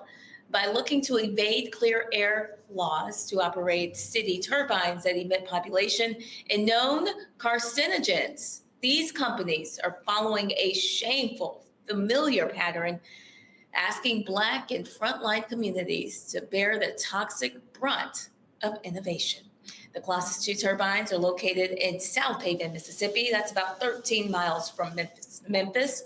Many neighborhoods near the turbines have majority Black populations. The complex, which is situated close to homes and churches, has the potential to emit more than 1,700 tons of smog-forming nitrogen oxides annually. And it's all according to a lawsuit. Now, if this occurs, it would make Colossus 2 the target of an industrial source of nitrogen oxides in the Memphis area, which currently fails to meet national smog standards. Well, John Eastman, the attorney who assisted Donald Trump in attempting to overturn the 2020 election, has been officially disbarred in California. According to a ruling from the state Supreme Court, Eastman is no longer allowed to practice law due to his significant involvement in efforts to challenge the election results. Well, Eastman is not the only lawyer facing serious repercussions related to these attempts. Others, such as Kenneth Chesebro, Jenna Ellis, and former New York City Mayor Rudy Giuliani, have also faced disciplinary actions for their role in the same manner. Well, a restaurant in Columbus, Ohio, has canceled a meet and greet scheduled for Friday with GOP governor candidate Casey Buttigieg after it was revealed that he previously made comments sympathetic to Hitler and the Nazis. Well, he is one of three candidates vying for the GOP nomination of governor of Ohio, with Vivek Ramaswamy expected to win this primary. He gained attention this week after posting video where he asked an AI chatbot to list the positive contributions that Hitler made to Germany. He later criticized the chatbot for mentioning the Holocaust atrocities before providing its next response. The owner of a French bakery and bistro stated that while they often host events for candidates from across the political spectrum, well, they say his remarks about Hitler crossed the line. Well, the city of Akron will pay $24,000 to a Black man who was punched in the face multiple times by police during a June 2024 traffic stop. Police had pulled over a car being driven by Terrell Battles' brother for an expired registration, and body camera footage shows Battles, who was in the passenger seat, arguing with the officer for over a minute while the officer requested that he step out of the car. Now, the video then captures the moment when Battles was pulled from the car and onto the ground, during which the officer punched him in the head. The city's independent police auditor has made several recommendations following this incident, including disciplinary action for the officer and enhanced de-escalation training for the department. The police chief, the mayor, and the city council, they will determine the next steps. Well, a shocking incident occurred in Miami's Little Havana neighborhood, where a woman is facing felony charges after allegedly attempting to run over a mail carrier.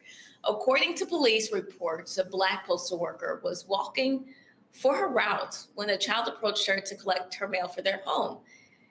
At that moment, 34-year-old Lourdes Maria Portuguese reportedly yelled at the child, saying, "Don't talk to her," and used a racial slur to refer to the mail carrier. Following this, police say that she picked up a hose and sprayed the postal worker. She then got into her SUV and tried to run over the mail carrier. Now, later, the woman is accused of threatening to shoot the postal worker, and authorities found a pellet gun inside her home during the investigation. As a result, she is now facing 2 felony charges of aggravated assault with a deadly weapon with racial prejudice. She's now in jail. Georgetown University in Washington, D.C., one of the oldest and most esteemed colleges in the United States, has issued an apology for its historical involvement in slavery. The university has decided to rename a prominent campus building in honor of one of the slaves they once sold. In 1838, Georgetown and its affiliated church were involved in the sale of more than 270 enslaved people. Recently, during a ceremony attended by more than 100 descendants of those individuals, the university officially named the building Isaac Hawkins Hall. That's in memory of the first enslaved person listed in the 1838 sale document. Georgetown president John DeGloria described slavery as the original evil of our republic and offered a heartfelt apology. He also pledged to continue the university's efforts to confront its historical role in slavery. All right, folks, be sure to watch The Breakdown with Brittany Noble every day at noon Eastern right here on the Black Star Network. Again, The Breakdown with Brittany Noble, noon Eastern on the Black Star Network. Folks, that is it for us. If you want to support the work that we do, the conversations that we have aren't happening other places, not even in Black-owned media. And so your support is really critical for our continued success. Our goal is to get 20,000 people on average contributing $50 each a year. That's $4.19 a month, 13 cents a day. That supports this show and the 5 other shows on the Black Star Network.